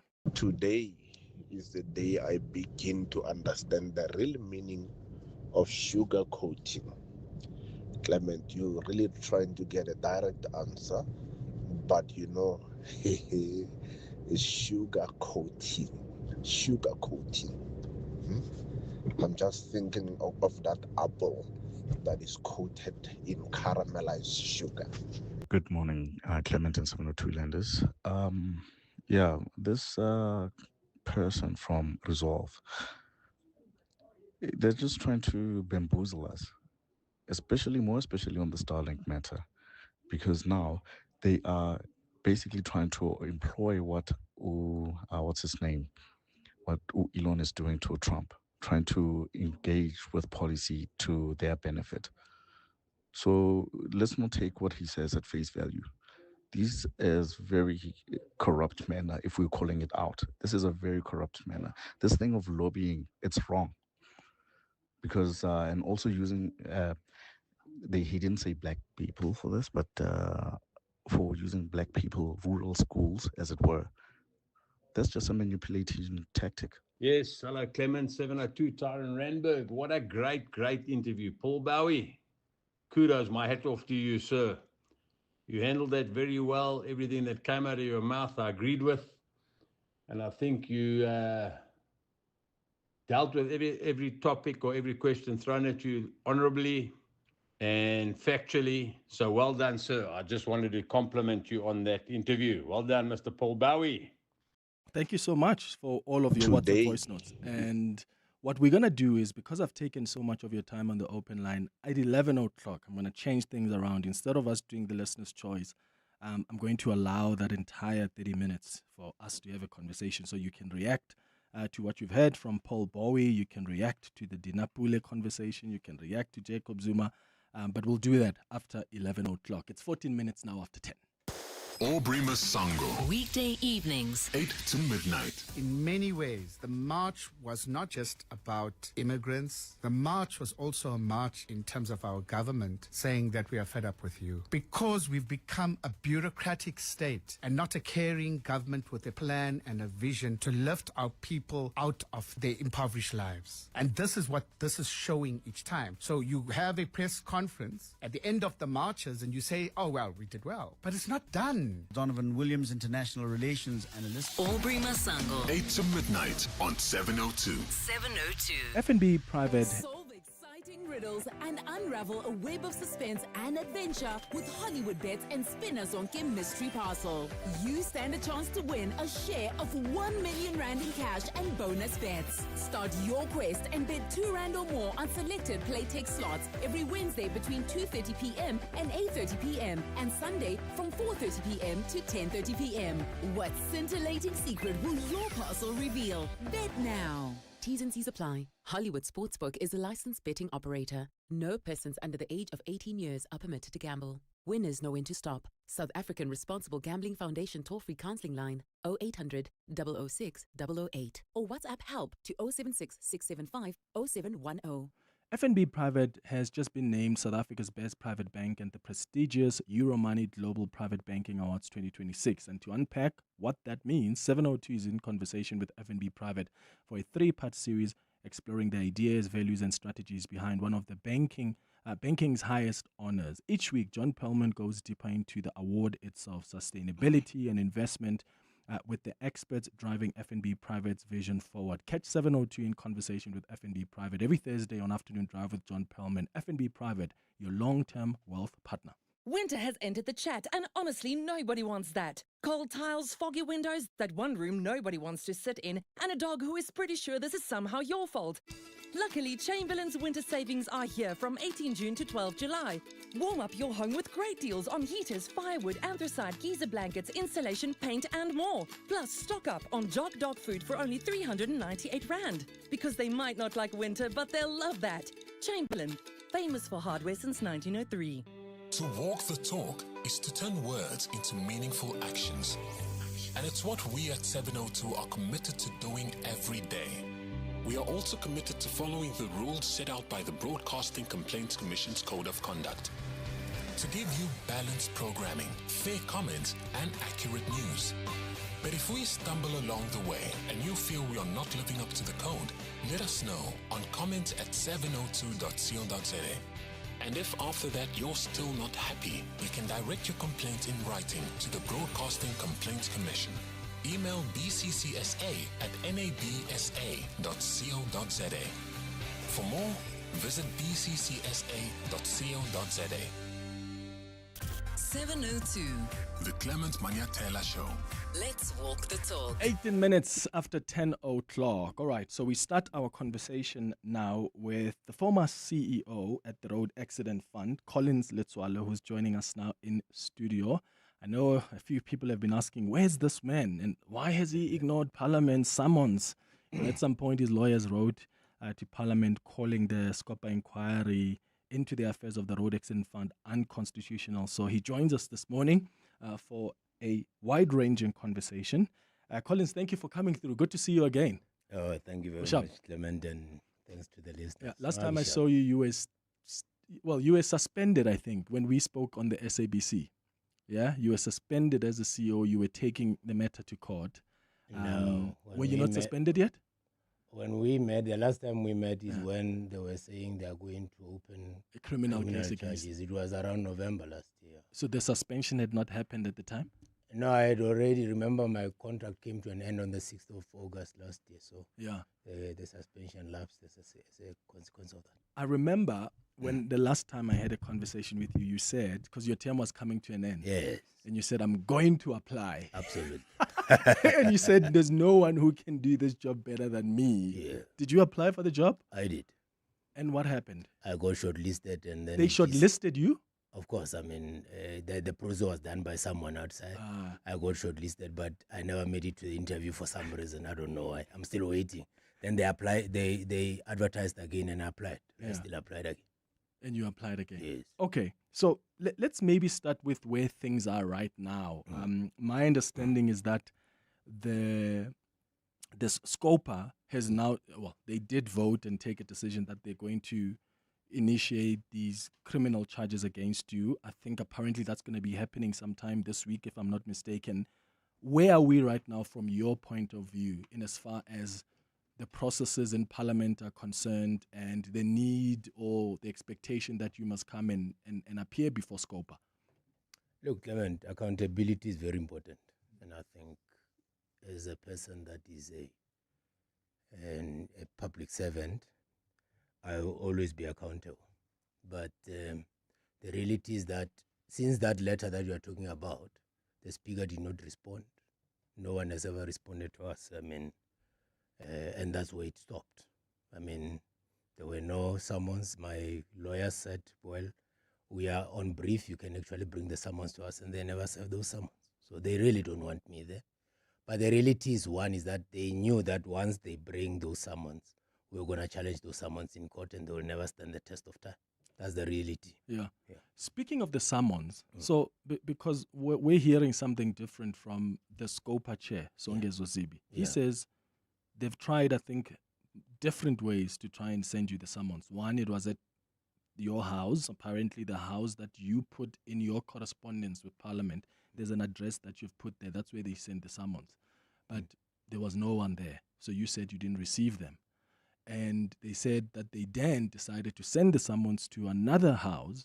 And apparently your vehicle was there. They've got pictures of that.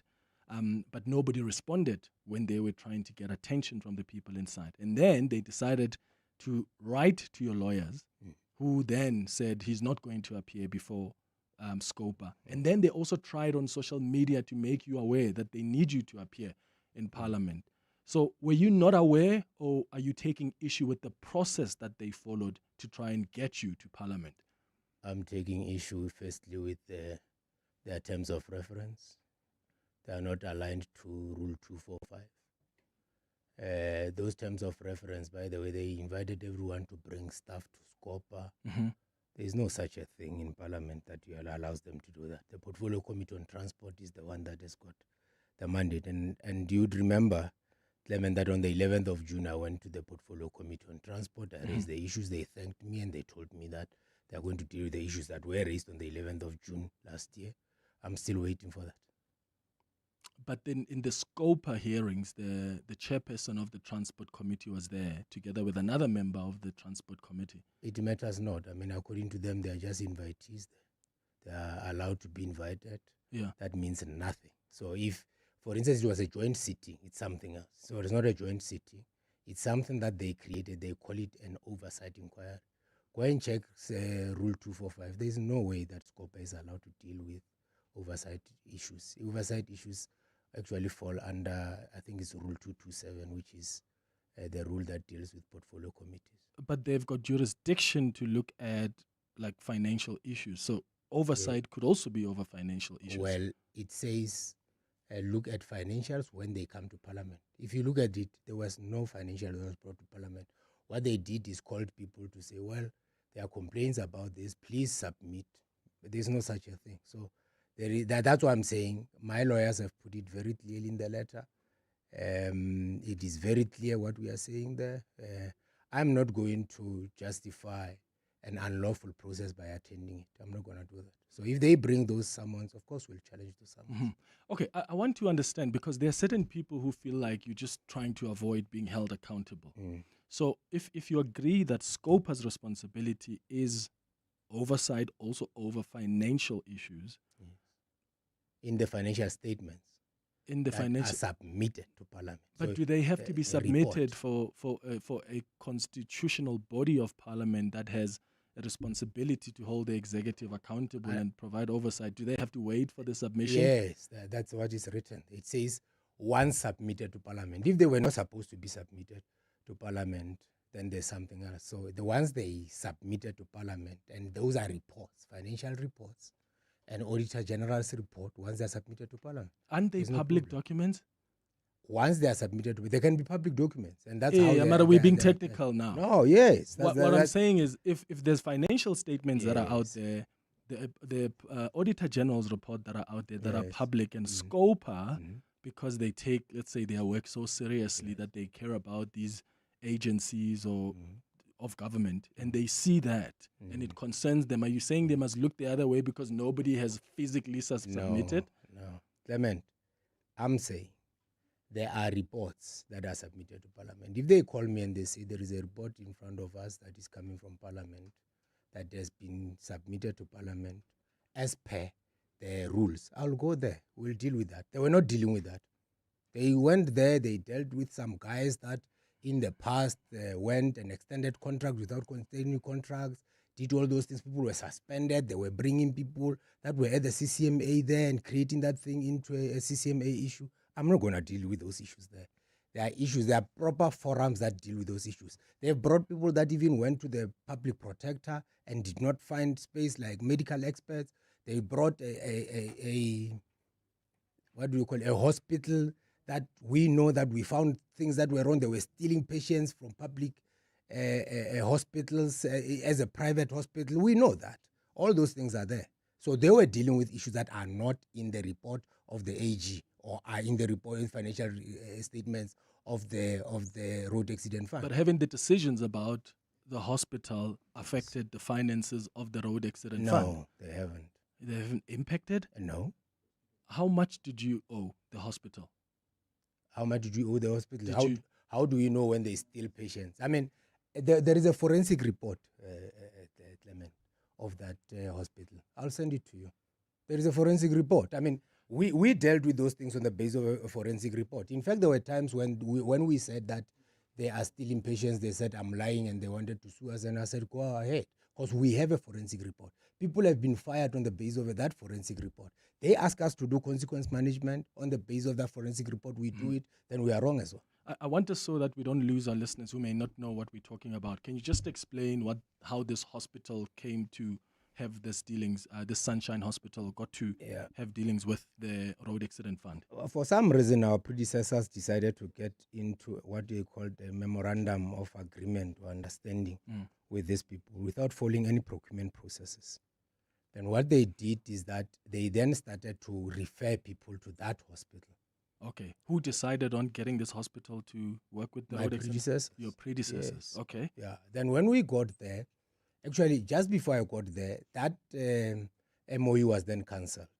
Mm-hmm. They continued to go to work with some people in RAF, which were employees, to get them to refer people that were in public hospitals to them.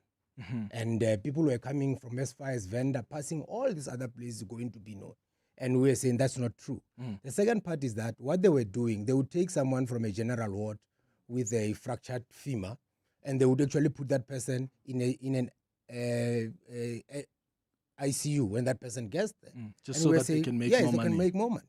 So we started to say, but there's something wrong with this. Firstly, there is no agreement that is in place. There's no MOU that is no longer in place and all those things. But people continue to do it. So that's why I'm saying we had a forensic that went in and did the work. And that's why I'm saying there are people that even now got fired, went to the CCMA, did not find a joy there. They took it to the labor court. They still lost. And we are now going to discuss that thing in Scopa.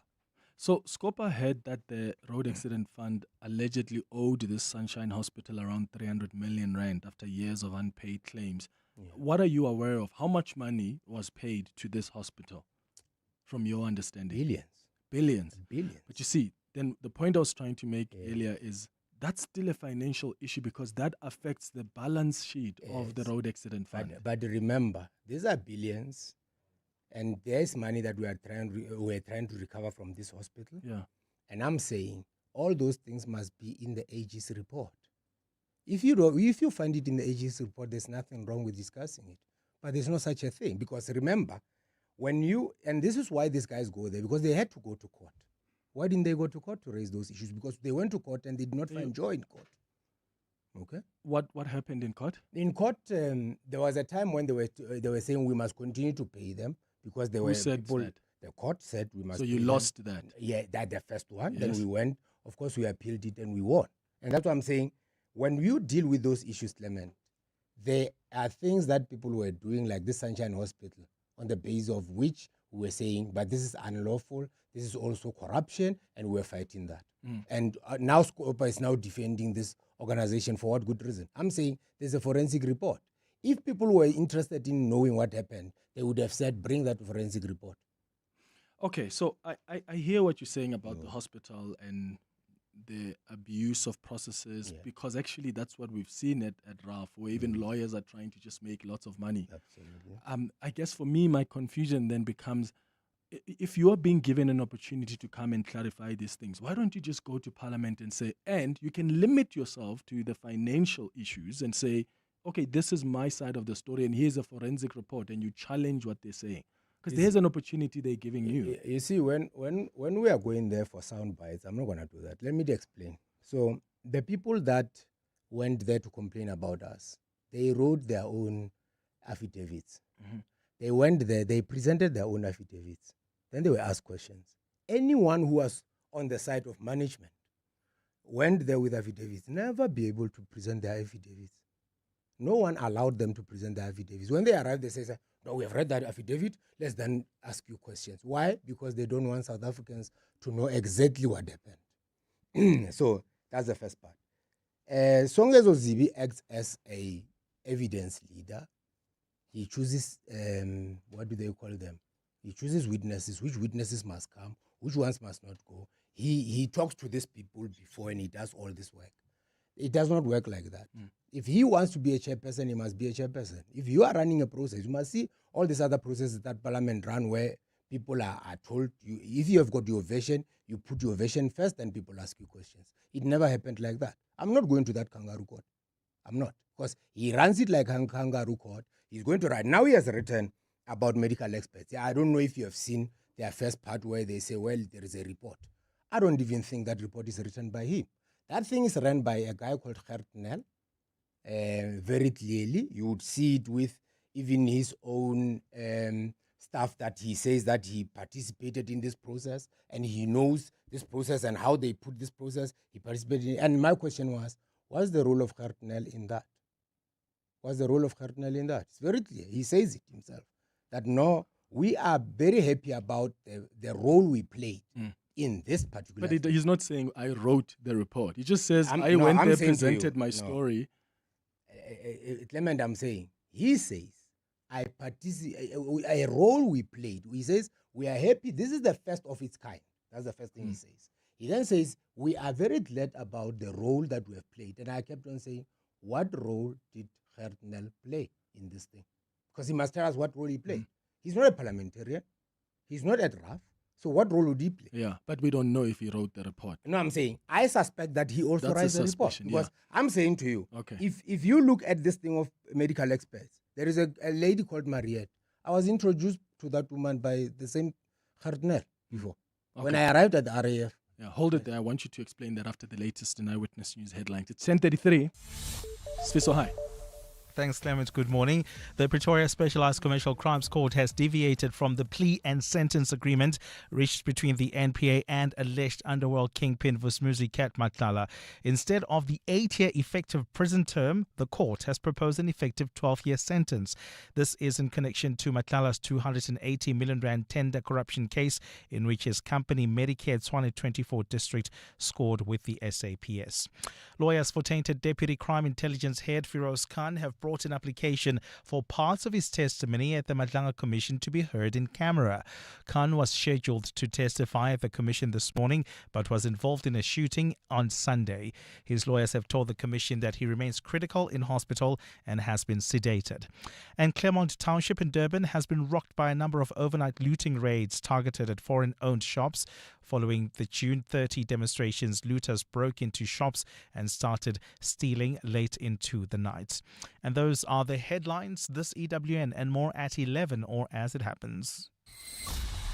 EWN Traffic. In Eldorado Park, we've got delays on the N12 West approaching Klipspruit Valley Road. That's due to roadworks there.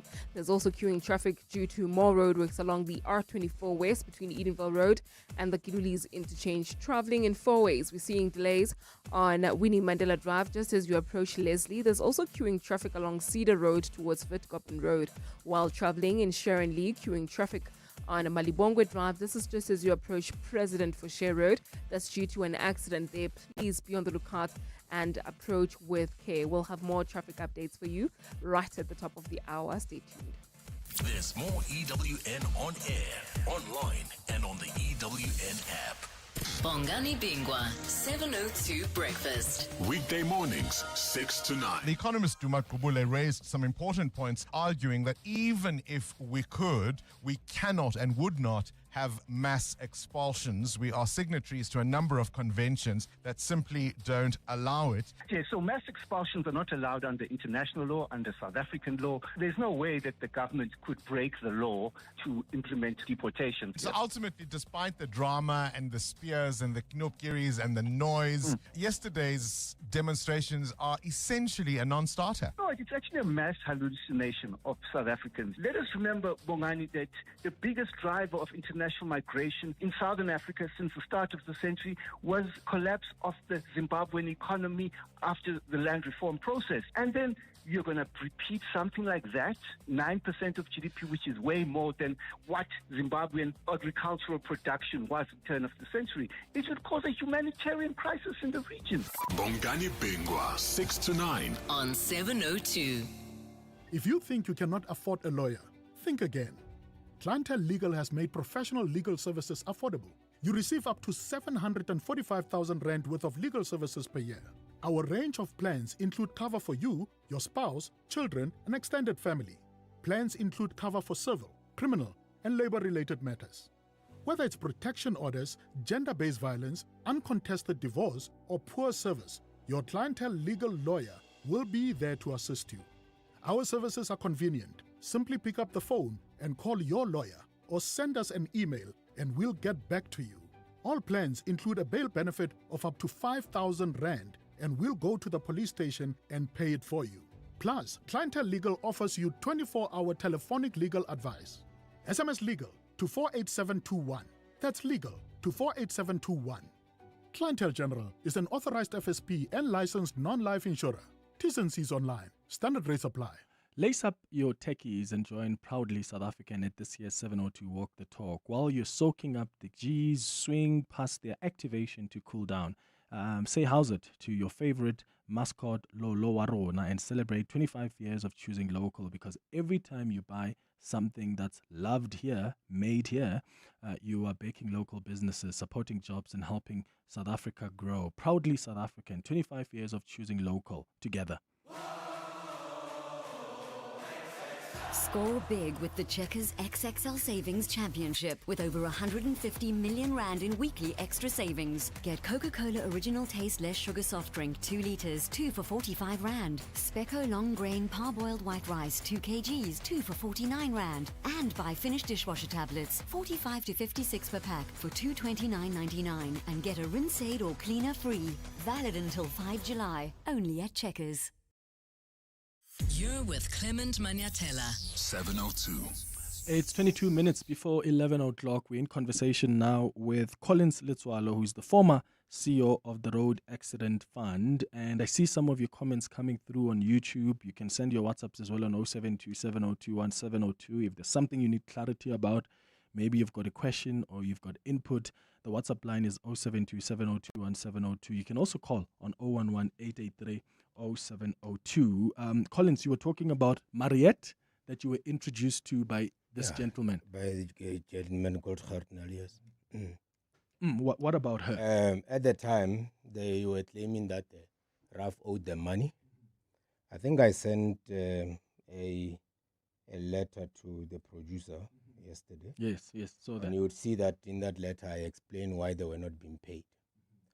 That is being ignored. If you look at the report that they were dealing with on the day they decided to vote, you would see that they've ignored all that. And I'm saying to you, I mean, if you are really interested in what really happened, you would go back and look at those things. Yeah. Those decisions that we took at the time, there's no decision that we took outside the law. RAF is a very litigious place. Anytime you take a decision, we're always taken to court. Mm-hmm. And that's why you would see that these medical experts would never take us to court, because they know we don't owe them. Because the SLA is very clear that they were not supposed to be paid for the reasons that are put in the SLA. Mm-hmm. Yeah. So there was an opportunity here then to hear that side of the story, and I think that's where I'm stuck at. But because Clement, you were saying we can't go back to the very same thing. I'm saying to you, there are people that went there. They gave a version. I hear you. All those versions are not anywhere in this report, because let me tell you, it's not only Collins Letswalo that was sitting at the RAF. But you are the CEO of the RAF. Yes, but remember, there are people that were in ops. Those people would know those things. And they would put those things as reasons of why we did what we did. And I'm saying all those things are being ignored as we see today. In the current work and the findings that they have, all those issues are ignored. Yes. And I'll ask Songezo Zibi about what was ignored from the report. Yeah. I'm just saying that as the CEO of the Road Accident Fund, wasn't that an opportunity for you to just keep the matters clear and say, you are failing to look at this other side. These are people who are fighting with RAF, who have been claiming that RAF owes them, and now they're trying to use your process in Parliament to try fight back, if that's what you believe. No, but it has been done long before. It is not for the first time we went there. It was not for the first time we talk about medical experts. Yeah. We have gone to the portfolio committee, we have discussed those things. We have gone to the very same scope, we have discussed those things. So there's nothing new, really. If people are willing to listen, they were going to listen. If you put your own affidavit and the people refuse you to even read that affidavit into the record, how interested are they about the truth? And that's why I've given you all those things. I'm showing you that there is evidence that we sit with, but I'm not going to go there. It's not because I'm saying it is a process that is unlawful, and they must correct that process so that you can come and account. There's nothing wrong with that. Let the portfolio committee call us. I'm going to go there. There's nothing wrong with that. So you would rather, you're saying, let the transport portfolio committee be the one that calls you to respond to those issues. Because oversight is their responsibility in terms of Rule 227. And because oversight over financial management is the responsibility of SCOPA, you are saying you can't go there because no report was submitted to them. There is no report that has been submitted by the AG about those matters to them. Yes. And your understanding is that SCOPA can only take up matters where reports are physically sent to them. No, it's not my understanding. It's what is in Rule 245. Go read it. But I mean, I've seen SCOPA also deal with other issues where there's nothing that's been sent outside to them. their mandate. But it's a financial matter. No, but it's outside their mandate. I mean, I didn't write those rules. If I'm a member of Parliament right now, and I see a financial report from the Road Accident Fund or from wherever, social development, you name it, and I'm like, something is wrong here. Yes. You read about as it a member of Parliament. Or maybe because as SCOPA, your responsibility is oversight over finances, you do actually have an interest in it doesn't even say oversight. Reports. It says they consider when they are submitted in front of them. It doesn't say that they exercise oversight. But I'm saying, do you as a member of Parliament, if that's what I look at, I would be interested in financial statements of any agency, right? I pick up where, if I see in the newspapers that there's something happening at social or at RAF, I want to look at the financial report. So if I look at those financial reports, there's nothing I can do about it until someone has to physically send me the Auditor General's report. No, it's a very simple thing. I'm saying to you, when you look at those things and you find it in the newspapers, the portfolio committee can actually call and say, we are seeing this, come. But SCOPA can't do that. SCOPA does not have that. So if they want that power, they must change the rules. It's as simple as that. But you can't go and create your own things simply because you want to check certain things. And I'm saying to you, look at the way these guys have looked at RAF. How many other entities are in government? Look at the fascination with RAF. But one of the things that you must check is, how is this Rise Mzansi funded? But why does that matter? It matters because, you see, we have been saying there are people that are being paid, and we are saying there are people that are getting monies, they are being supported by this and that. And I'm saying there is a two-man party that gets 30 million from some unknown organization called We Are the People. No one knows whether these are lawyers. No one knows whether it's a medical aid. No one knows who are they.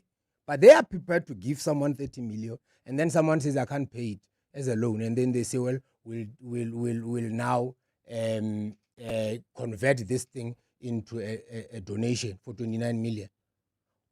All these political organizations, who funds them? Oh, yeah, I get and I'm saying that. to you, no. What does this have to do with what you have to It has got everything to do with it. Because it is interesting. I liked what Vusi Shongwe said yesterday, that when people do certain things in Parliament, there are people that come and say, here is a consideration for this and that and that. And I'm saying, where we sit and people start to do things and act out of kilter with what they are doing, the focus on the RAF and everything else, it got to do with people that have got hands in their kitty. It's as simple as that. Yeah, but we don't have evidence. But that's the point. Do we? You see, no. Do we yes, have evidence? we have the Okay, evidence. so the evidence I have is that I have evidence. I've got messages from Gertnel telling me that now I'm going to move for you, and this is what I'm going to do. Okay, I'm talking about the 30 million. Do we have evidence that you are suggesting now that someone paid yes Songezo Zibi's party 30 million, and that's why Songezo is acting the way he is as a Scopa chair. I'm saying there is a point at which I don't have actual evidence. I can't sit here and say, well, I've got actual evidence. What I know is that Songezo Zibi with Hertnel, Songezo Zibi, there is a thing here of, what do they call it, APRAF, for instance, that is happening in July, where he is now going to the very same Hertnel thing. APRAF invites you, where Songezo Zibi is speaking in Irene Country Club at 1,500 per delegate. Listen what it says. Remember, they've not even finished the report. It says the Association for Protection of Road Accident Fund invites you to an exclusive engagement session with Honorable Zibi. It says, get a direct account of what the inquiry found. How do they know what the inquiry found? Okay, I hear you, Collins. Yes. I think I'm still stuck on the 30 million because I think it's important that we clarify to that. I think it would be irresponsible of us to make a suggestion that someone has paid Songezo 30 million rand through his organization so that he can push a narrative. If we don't have that evidence, let's make it clear to the listeners. I'm saying he's pushing a narrative. Yes. I'm saying we have always suspected that there's something happening at the background. We never we don't know. We don't know. Yeah. I'm saying, now, if it was me, Clement, let's just take me. Collins Little received money, 30 million. Well, you're not a political party. No. I'm So not a you can't political get party. donations No. like that. Let's take it as me. Let's take it as anyone else, by the way. 30 million. You couldn't pay that money. Remember, you are an organization that is about 2 years old. Okay? You get 30 million as a loan. And you are saying, I can't pay back this money. The question is, when you asked for it as a loan, how are you going to pay it back? Someone gives you 30 million. How are you going to pay it back? That's the first part. Now, you can't pay it back. And then someone says, okay, now that we know you can't pay it back, not that you could have actually had the potential to pay it back. Now you can't pay it back and someone says, I'm just writing off 30 million. Would you think that if it came through, if it was Collins Liswalo who was in that position, where he got a loan that just got converted like that, you are not going to ask whether there would have been something that drives me to do certain things because of that, especially under circumstances where I'm doing things that are out of line with what would happen. It depends who you are. So they're getting the loan from where? Is that a donation to the organization? No, it's a loan. Loan from who? From we are the people. So who is we are the people? Who knows? He doesn't want to tell us. But then you see, they could very well. So what do you know about them? What we know about them is that they've got a website. That's what he says. Why don't you ask him? I will ask him. Yeah, you must ask him. I also because you see, Clement, it can't be that we have got a rule for the others and then we've got other rules for others. Then we can't ever say, if we are saying we are going to account, and if there's any suspicions about certain things, we are going to investigate those things. Yeah. And I'm saying to you, you have a situation where this has happened and no one is asking questions about it. Go open a case. What case? Exactly. You see, because there is nothing that is substantial. And I'm not defending Songezo here. Please hear me. What I'm trying to say is, if you are so aggrieved and you believe that there's something weird happening between Songezo Zibi's responsibilities as Scopa chair and the monies that his organization has received, whether through donations or through loans, why are you not raising that either with the IEC or with Parliament or with the police? It is there. We have raised it, and we have raised it with South Africans. But when? Who have you raised it with? We have raised it with South Africans. I've raised it before. But there are legitimate organizations that can take him on. So an opportunity you have is to write to Parliament. No, but that's what they are doing now. Who's doing that now? The IEC is investigating it. So you're telling me now that the IEC, you've approached the IEC about this? IEC, I don't have to approve them because they're already doing it. Why don't you wait for the outcome and see what happens? I'm confused. So the IEC is investigating Songezo Zibi as we speak? Yes, as we speak. About this issue? About this 30 million. And you don't know who's raised it? No. It is raised by a lot of other people. Okay. Yeah, so then I don't have to re-raise it. Then let's wait for the IEC to come up. Because absolutely. Then we really don't know. Yes. So I want to ask you this before the break and then we'll come back and continue the chat. Yeah. Are you not worried that you're going to be... First of all, let me ask this first. Are you not worried that there's an impression that's created out there that you're trying to avoid accountability? Because Scopa brings all sorts of people that don't want to appear. I mean, recently, you may have seen the NYDA in a joint sitting. They were asked tough questions there, but they still submitted themselves to account to South Africans. Forget about Scopa. Why don't we have a joint sitting on RAF? But Scopa can do that. No, go and check. No, it's not only us. They had the chair of of the transport committee and another Yes. member of the transport committee. Where? So now As we invited. Yeah, but now we're dealing with technicalities. No, that's what is the difference between a joint sitting? That's the technicality. That's the technicality, because you see, you can't go and usurp the powers of the portfolio committee because you want to drive your own agenda. All I'm saying is, let them have a joint sitting. We'll come there. Are you not scared you're going to be arrested? No, not at all. You don't think there Not are at prospects all. of success? Not at Because all. they've decided they're going to initiate those criminal proceedings. They are going to initiate the criminal proceedings, but can I read you what the speaker says about it? I know what you're going to read me, and I looked at it Yes. last night. Yeah. So the speaker says, notwithstanding saying, I wish to bring to your attention that I'm advised that the committee may face a hurdle insofar as it was unable to serve summons personally on Mr. Letsolo himself. Mhm. Whilst your memorandum noted that the committee satisfied that Mr. Letsolo had knowledge of the summons, but still failed to attend there may still be a risk that the prosecution may be unsuccessful because of the manner in which Section 14 of the PIPLA is drafted. Mhm. However, I do appreciate that there's a technical legal interpretation issue which has not been tested by our courts. I also appreciate that, regardless of saying, a willing failure to appear before the Committee of Parliament is an extreme serious matter which Parliament cannot condone or ignore. And that's an important statement to Yeah. raise, right? Yes. Because they're basically saying to you that you failing to appear before a committee of parliament, that's an extremely serious matter which Parliament cannot condone or ignore. But what you're saying there, it says that matter may not.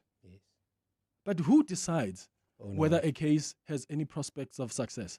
There's no individual or any institution in this country that does. The NPA is the only constitutionally obligated body to do that. Nobody else can. Why don't you let me and my lawyers deal with it? Because my lawyers have written. I know, I'm challenging this assertion by the... Why were my lawyers not responded to? That's the first part. But the second part is, she says, in the circumstances, I've requested the Constitutional and Legal Office to conduct a review of the Act. So they want to change the Act. Yeah, because Why they're do they want to change saying the Act? because they're saying technically this is a technical legal interpretation. So No. that's a defect that they're picking up. But here's They're what I'm trying to Yes. point you to. Mm. The NPA is the one that decides. Absolutely. Parliament or lawyers of Parliament that advise the Speaker cannot say, "Oh, this Much- matter is not going to be successful or not." Much as Clement can walk in and say, I assaulted him last night.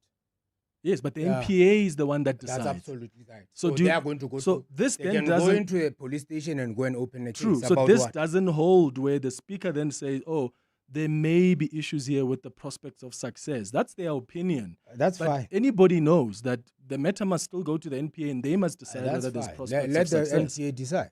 And you're not worried at all. No, I'm not. I've got a legal opinion. Mm. I've said there I took legal counsel. We have written to the Speaker. No one responded to us. So there's nothing wrong with that. Okay, No I've got problem. a few questions coming through from listeners. We'll get to them after the break. It's 7 minutes before 11. You can become a victim of a legal problem: wrongful arrest, assault, uncontested divorce, rental disputes, maintenance matters, or labor problems. It can happen to you. Clientele Legal provides tough professional lawyers for an affordable monthly premium. Our legal team is standing by to assist you 24 hours a day. Join today. SMS Legal to 48721. That's legal to 48721. Clientele General is an authorized FSP and licensed non-life insurer. T's and C's online. Standard rates apply. It's your last chance to enter the Nedbank Business Ignite on 702. It's closing entries soon. This year, we're celebrating entrepreneurs who've turned personal challenges into businesses that make a real difference. Catch 702 Breakfast with Bongani Bingwa every morning to meet the finalists and hear their inspiring stories. Go to igniteyourbusiness.co.za or primemediaplus.com to enter. You could win 200,000 Rand and the recognition your business deserves. T's and C's apply. See money differently. Nedbank, an authorized FSP and registered credit provider.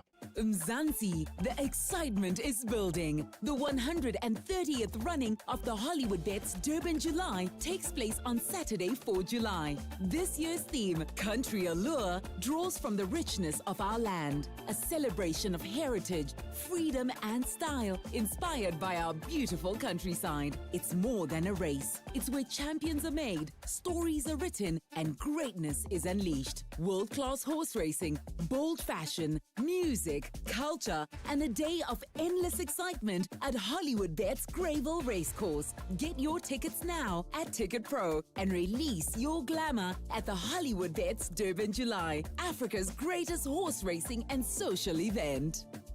702 WhatsApp Clement on 072 702 1702.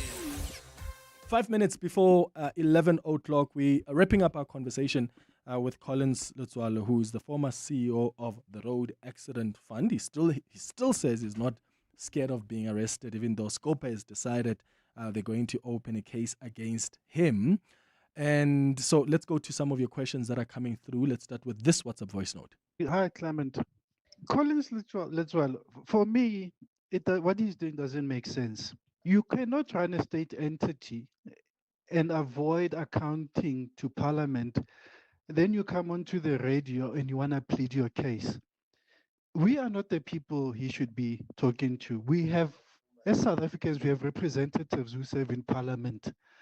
We have elected those people to listen to people like Collins Lutswalo, but he's avoided them. And he's come here onto the radio to try plead to the public. It doesn't work that way.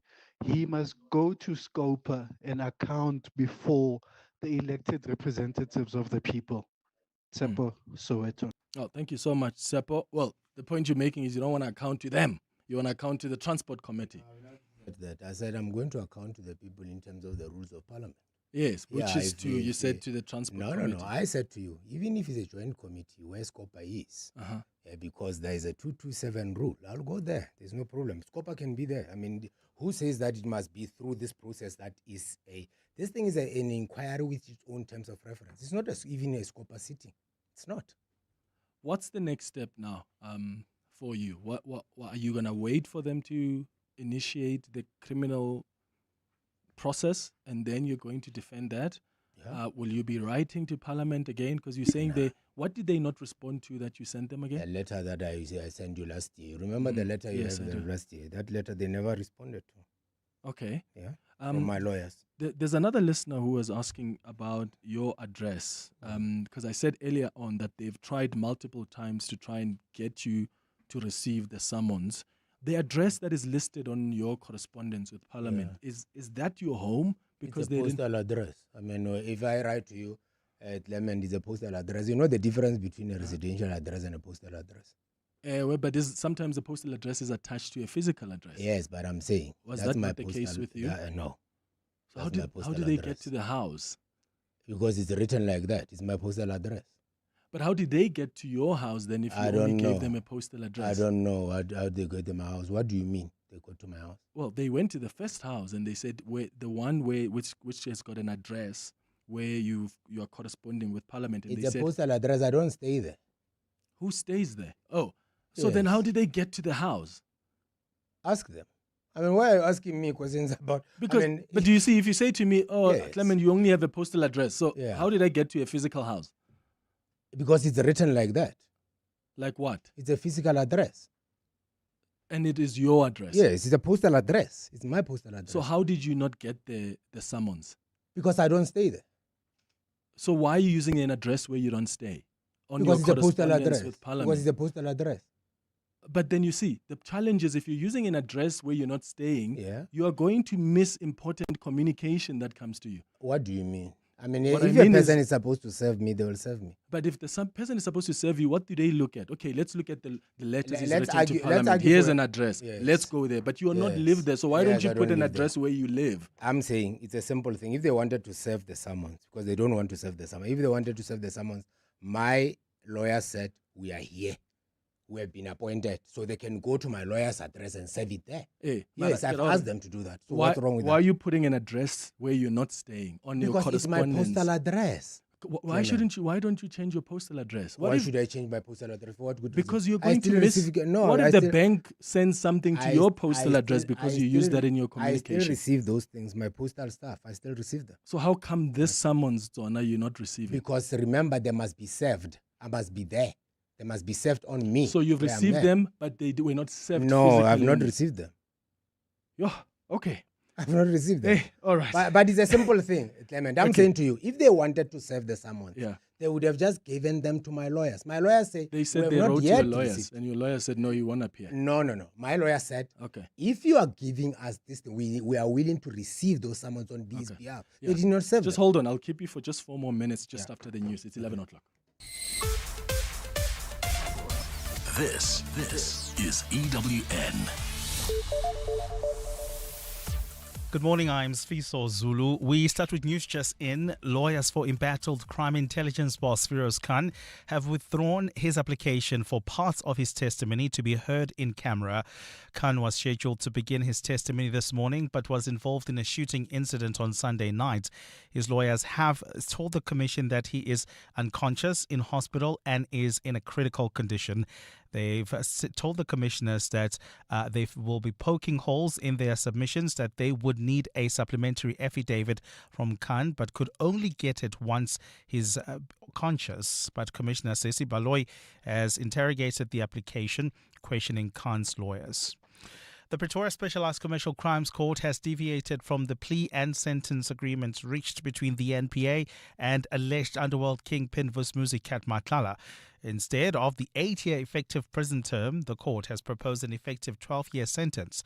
This is connected to Matlala's 280 million rand tender corruption case, in which his company Medicare Tshwane 24 district scored from the SAPS. The Makasole Shuru was in court. Magistrate Ignatius Dupree has proposed to sentence Vusmuzi Magwenya to 15 years in prison, 7 of which will be suspended for 5 years for fraud, 10 years imprisonment on 3 counts of corruption, with 8 years of that sentence to run concurrently, another 10 years for 3 counts of money laundering to run concurrently, resulting in an effective 12-year sentence. Dupree says the sentence must not only be just, but must also be seen to be just. He found that Magwenya committed the offences out of greed, saying he was driven by personal enrichment and nothing else. The magistrate also says Magwenya's cooperation with the state was motivated by self-preservation than remorse. The proposed sentence must now be accepted by both the NPA and Magwenya's legal team. Should either of the party reject the court's deviation, the plea agreement will fall away and the matter could proceed to trial. Dimakatsole Shoro, Eyewitness News, Pretoria. A man who was on board a bus that crashed in Musina says the driver fell asleep and lost control of the vehicle. The driver died and 11 passengers were injured on the N1 overnight. The bus was transporting Malawian nationals from Pietermaritzburg to the Beitbridge border.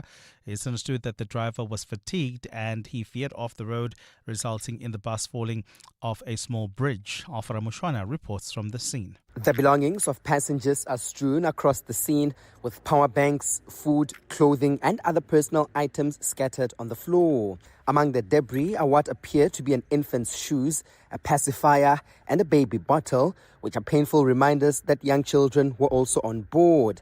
A man who identified himself as the assistant driver claims the man behind the wheel fell asleep and lost control of the bus. The driver was sleeping there. Then the police officer woke him up and said, no, you have to go back to Messina and register those people. They have to be taken their fingerprints and so forth. So when he started the bus, the driver was already exhausted. He failed to control because of exhaustion. He says passengers were frightened. I shouted. Even the people who were behind the bus, they heard me shouting. Some of them, they even said, we start praying before even the bus fell in this dish. He says the bus was on its second trip from South Africa to Malawi. Alpha Ramshwana, Eyewitness News in Musina. And in KZN, the Clement Township has been rocked by a number of overnight looting raids targeted at foreign-owned shops. Following the June 30 demonstrations, looters broke into shops and started stealing late into the night.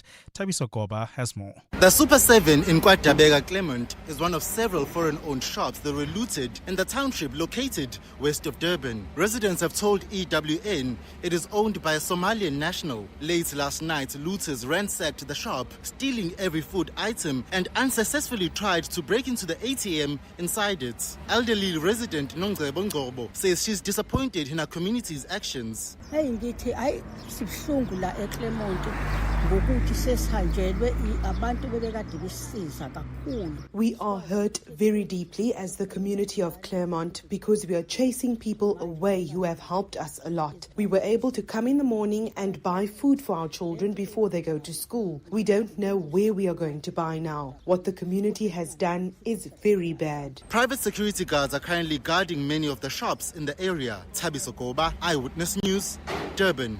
Gold is trading at $4,007.82 an ounce. The rand is at 16.40 to the dollar, 21.75 to the pound, 18.73 to the euro. Brent crude oil is at $72.92 a barrel. And in the traffic of car delays in Eldorado Park along the N12 West approaching Klipstreet Valley Road. There's also queuing traffic reported on the N3 North. That's as you approach the Kilulis interchange coming out of Van Buren Road. A partly cloudy day in store for Gauteng. The temperatures will peak at highs between 19 and 21 degrees. The top story in EWN this hour. Lawyers for embattled crime intelligence boss Feroz Khan have withdrawn his application for part of his testimony to be heard in camera. EWN, in touch, in tune, and independent. For the latest, visit ewn.co.za or download the EWN app. You're with Clement Manyathela on 702. Let's walk the talk. Streaming on the Prime Media Plus app. DSTV channel 856, 92.7 and 106 FM.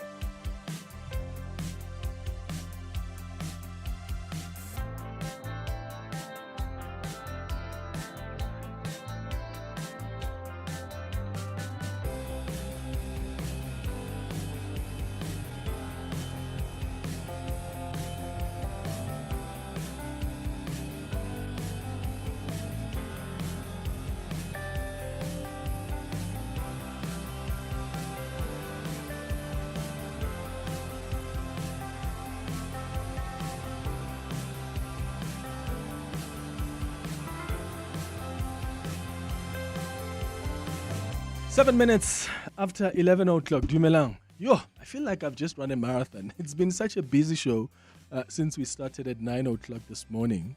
Welcome to the third and final hour of the Clement Manyathela Show. You've just heard from the former CEO of the Road Accident Fund. My goodness, I wonder what your thoughts are. So what we're going to do this half hour, I'm going to take a call. I'm going to speak to Songe Zozibi, who is a SCOPA chairperson, just to hear what their response is from what the former CEO of the Road Accident Fund has just shared with us, number one. But also, I want to take your calls as well, responding to what you've heard from him. Do you get where he's coming from? I mean, there are a few things I'm not convinced by. I've seen SCOPA do so many inquiries and holding so many sessions, even when it's not necessarily someone who has sent a complaint or who has sent a financial statement or Auditor General's report. So the suggestion that SCOPA can only act when there is a report that's been sent to them, I think it's quite misguided. But look, I'm not a parliamentarian. I'll get Songe Zozibi to explain that in a moment. And his assertion is that I'm not going to appear before that SCOPA because it's not a joint sitting, right?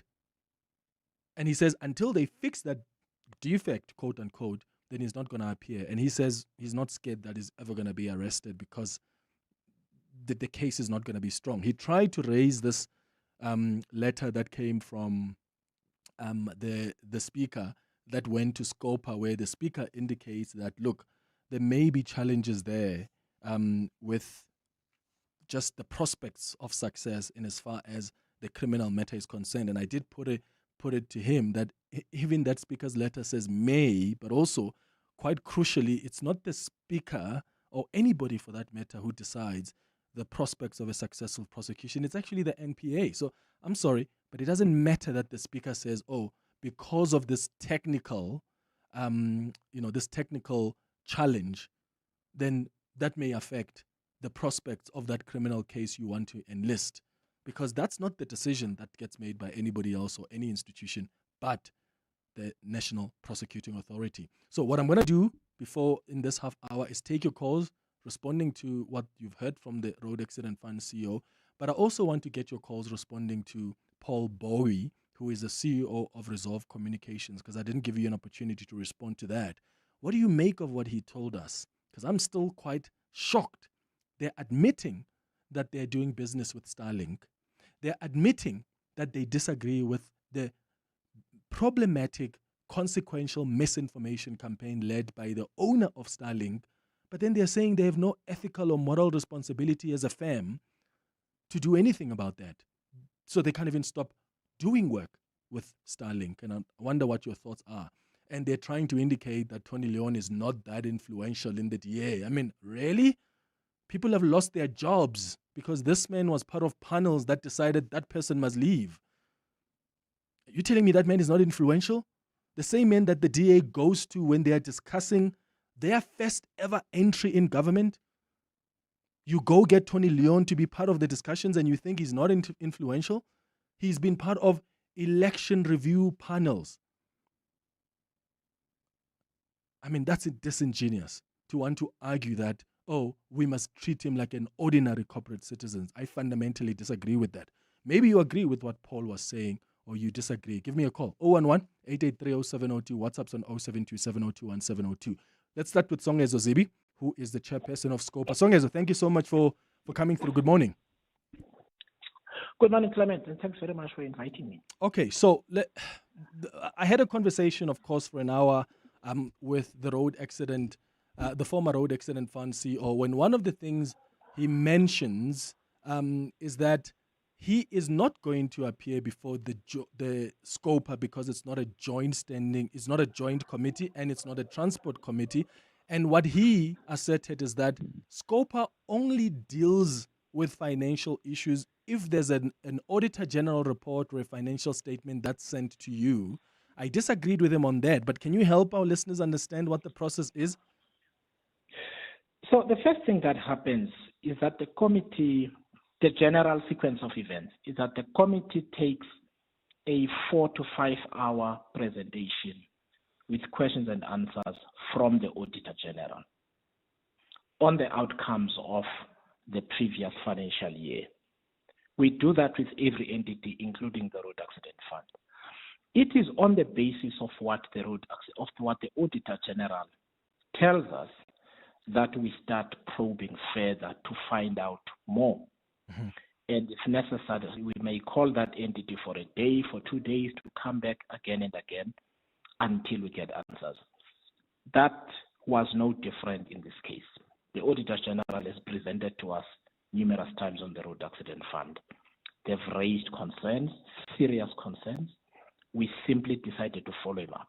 So that's on a matter of the principle. And his complaint, we have satisfied it. Mm. Over and above that, even if the Auditor General in the middle of the year has not raised an issue, but there is a financial issue that the committee needs to interrogate, we call that entity and we talk to them about that issue. We may, and we do this a lot of times, ask them to furnish the committee with particular internal documents so that we can consider them ourselves and then begin to form a view, and we know what questions to ask that entity. Mm-hmm. We also do that. The last one is, because in your intro, he says can only be a joint committee. Incorrect. The only requirement is that when we are going to be speaking to an entity that falls under a portfolio committee, because remember, our role is to look after the entire 2.7 trillion budget, is that we inform the relevant portfolio committee of what we intend to do.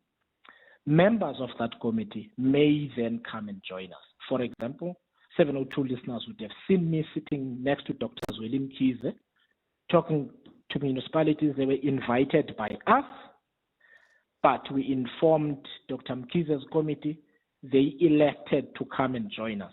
At other occasions, they are not able to join us, in which case we carry on with their work regardless. That was the case with the Road Accident Fund as well. In fact, some members of SCOPA are members of the Portfolio Committee on Transport in any event. And the chairperson of the Portfolio Committee on Transport has taken part in our proceedings during the Road Accident Fund inquiry. So everything that he has said here is, and I wasn't listening, but to the extent that he made certain suggestions, they will not be accurate. When are you initiating the criminal process against him? Because he seems to believe that there's no strong case there against him, and he says you guys already decided on this late last year, and then you voted, and you've just been delaying opening a case against him because you know that it's not strong. No, that's not. So the laying of the criminal charges will happen anytime now, because in her letter, the Speaker advised that we work through the Secretary to Parliament. The Secretary to Parliament is seized with that matter right now. This has never happened before, and this is what sort of 702 listeners have to appreciate. And therefore, there has been a lot of crossing of T's and dotting of I's to make sure that we don't make an error one way or another.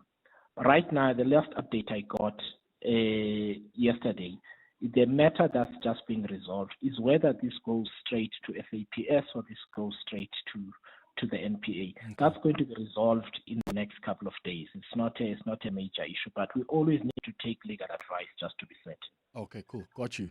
Songes Ozibi, thank you so much for chatting to us. I appreciate it. All right, thanks so much. Thank you. Songes Ozibi is the chairperson of SCOPA. 16 minutes now after 11 o'clock.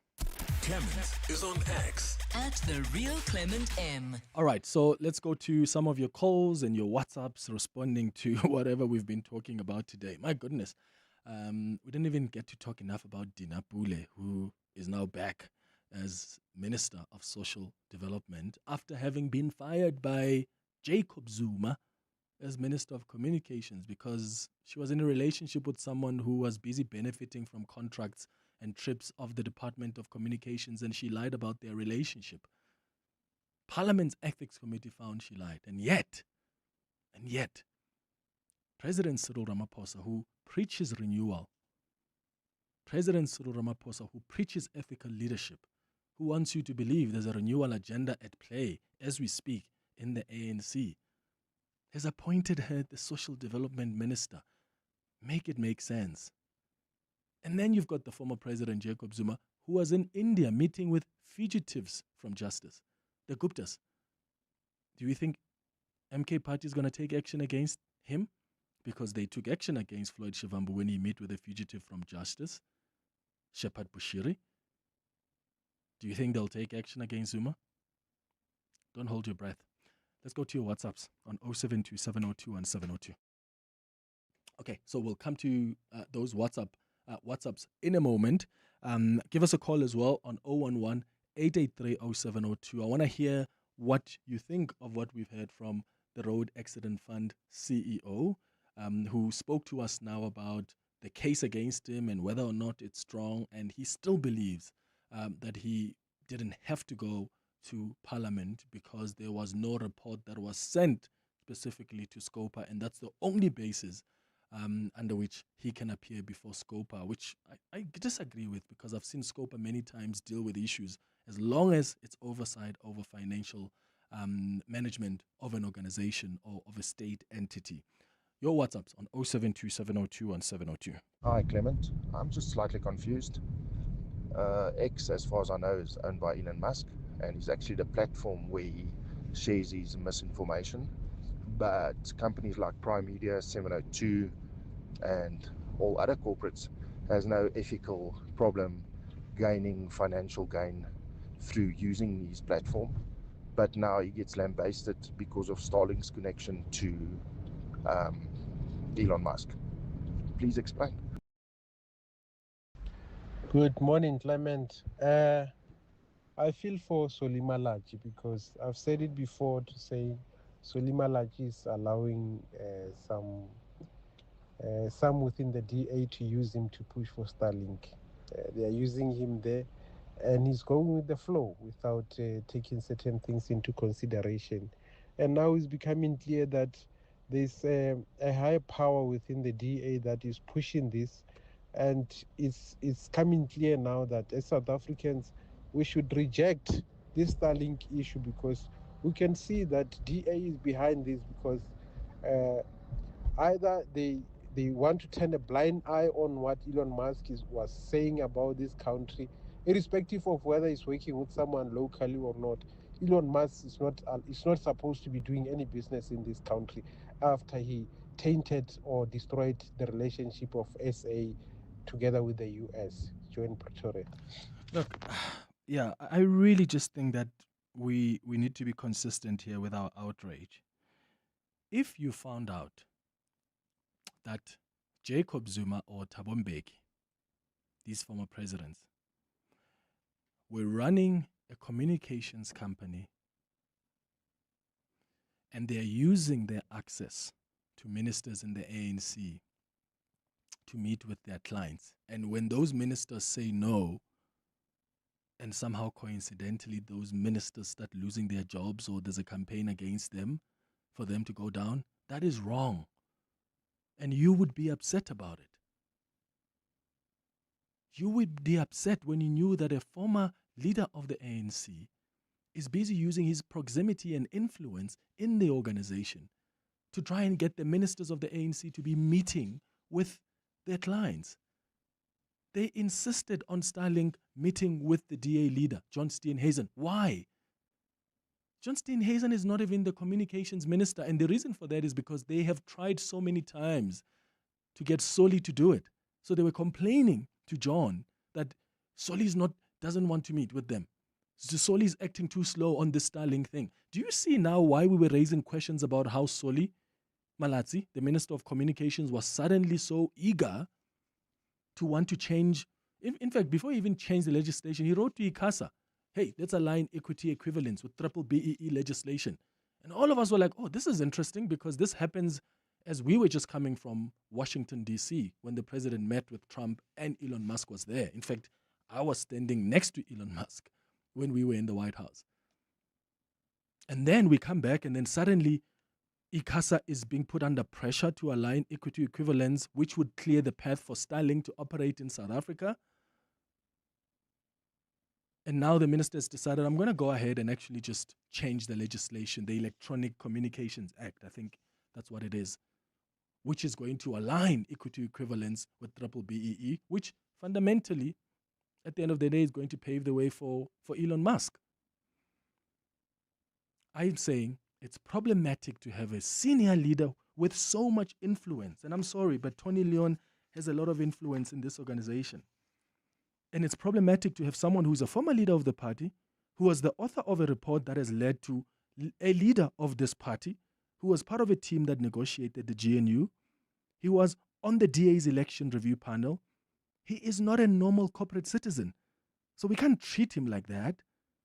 Not when he uses his proximity to officials to serve his clients. Nobody says there's anything wrong with lobbying. This is not lobbying. When people end up losing jobs, what do? When people are saying, and I've spoken to people directly who said, we were put under pressure to meet with these clients of Resolve. And when you don't do that, we are scared because we know what's going to happen. I mean, wouldn't you be scared? Understanding the influence Tony Leon has in the Democratic Alliance? Please, let's be consistent, because some of you who are trying to defend this behavior, you would be calling and complaining about it if it was the ANC. But because it's the DA, you're trying to find all sorts of justifications. That's not consistent. Lishonolo, you're calling from Midrand. Hi. Madimecha. Sure. Good morning to you. Sure, brother. Go ahead. Madimecha, I know I've said this to you before, and you probably remember. I think it was the time of the GNU, when GNU came into place, when I said corruption in South Africa has a color, has a face, and the face of it is got color, and the color of it, it's the color that Madimecha. When it's Van der Merwe and when it's Van Wyk and when it's all those ones that got. Oh, Lehlogonolo, your line is breaking there, my brother. Okay. I said this, Madimeta. Okay, so And sorry, that Lehlogonolo, is I missed what you said there because your line broke. You're saying that you told us at the time during the GNU that corruption has color, and then? and it has color, and the color of corruption, it's my color. It's your color and my color. It's a black man, the face of corruption in South Africa. When it's Van Wyk, and when it's Van der Merwe, and when it's Steenhuisen, it's lobbying. It's called lobbying when they do the same thing that they call corruption with us, that we are corrupt. When they do it, it's called, no. We are lobbying. We're not corrupt. We are lobbying for business to take place. That is exactly what's happening here. That is exactly what's happening in RAF, what the guy from RAF was telling you about. All this hospital and all these companies are white-owned. But when they do corruption, it's not going to be called corruption. They come and call it lobbying. The DA, the same thing the DA is doing. They come and call it, they give it a special name. So we're not going to win with these people if we don't stand our ground. Let me tell you that. We're not going to win with these people if we don't stand our ground. We need to stand our ground now and make sure that in future, the kids, our grandkids that are coming, they've got a fair chance of fighting this thing, of having a better life. Okay, got you. Lehlogonolo in Midrand, I thank you so much for your thoughts. Let's hear what the other listeners think about this and other issues we've raised on the show today. Clems, this matter, Dina Pule, so the lady was fired about, I heard something like 13 years ago. What are we saying with regards to rehabilitation? I feel like 13 years is enough. I mean, she has served her sentence in a way, even though she did not go to prison. I mean, this is something that you just get fired over. Now, 13 years, I feel like she has served a sentence.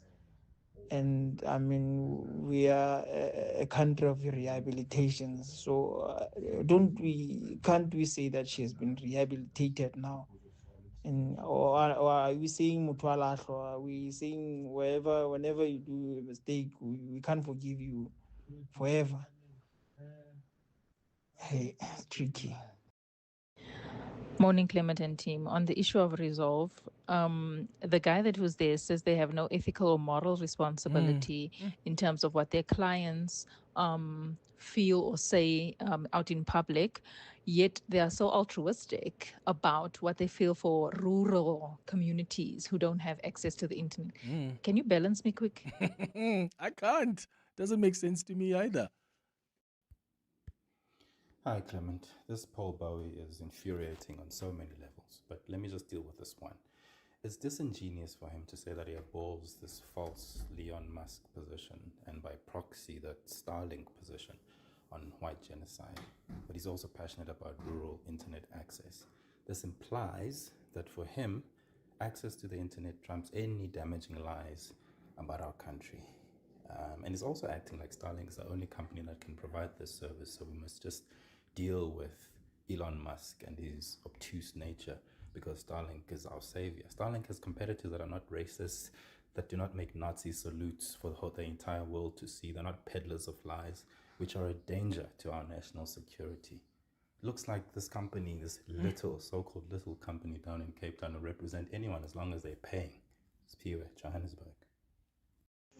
Clement, on the issue of jurisdiction of the SCOPA, I think what the former CEO is missing is that these people are not law enforcement, where you can say, no, before you can issue a warrant of arrest, you must take the matter to court and the police can issue warrant of arrest and all those things. It's not the same. They are people in parliament. Just go and tell them exactly what is happening and then get over and done with it. Yeah, and now we're debating technicalities. No. But why are they looking at this matter? But SCOPA has a responsibility over financial issues. They've got oversight over financial issues of state entities.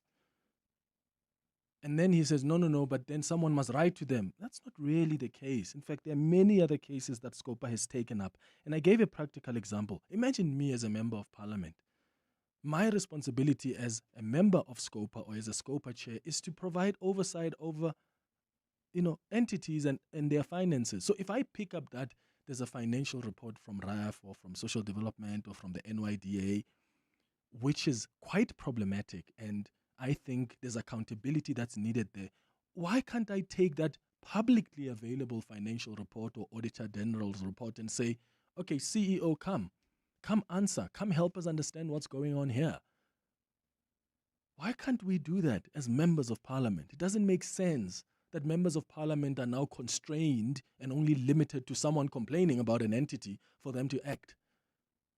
It just doesn't make sense. It's 11:30. Bali, good morning. Thanks, Clement. A very good morning. Lawyers for embattled crime intelligence boss Feroz Khan have withdrawn his application for parts of his testimony to be heard in camera. Khan was scheduled to begin his testimony this morning, but was involved in a shooting incident on Sunday evening. His lawyers have told the commission that he is still unconscious in hospital and is in a critical condition. The Pretoria Specialised Commercial Crimes Court has deviated from the plea and sentence agreement reached between the NPA and alleged underworld kingpin Vusimuzi Matlala. Instead of the 8-year effective prison term, the court has proposed an effective 12-year sentence. This is connected to a 280 million rand tender corruption case, which Matlala's company Medicare Tshwane 24 district scored from the SAPS.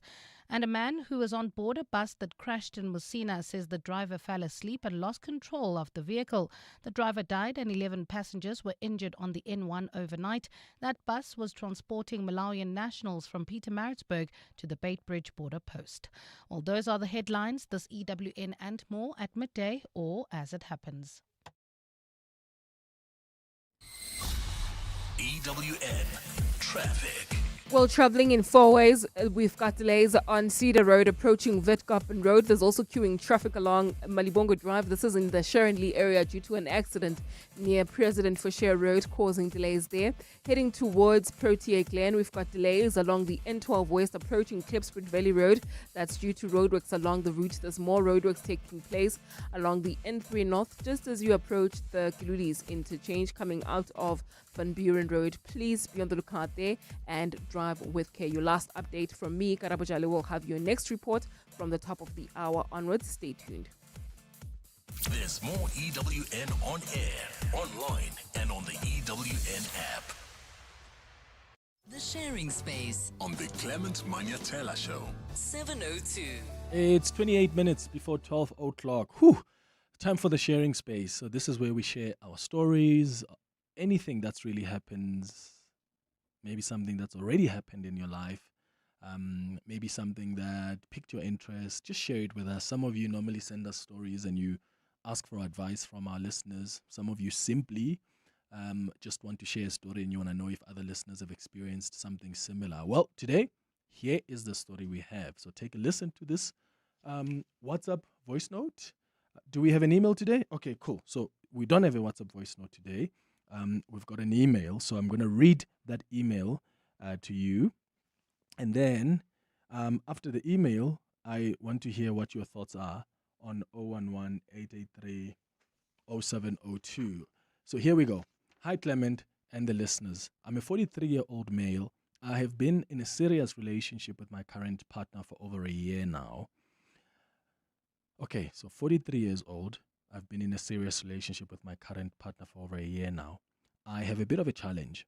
My ex-fiancé, whom I was in a relationship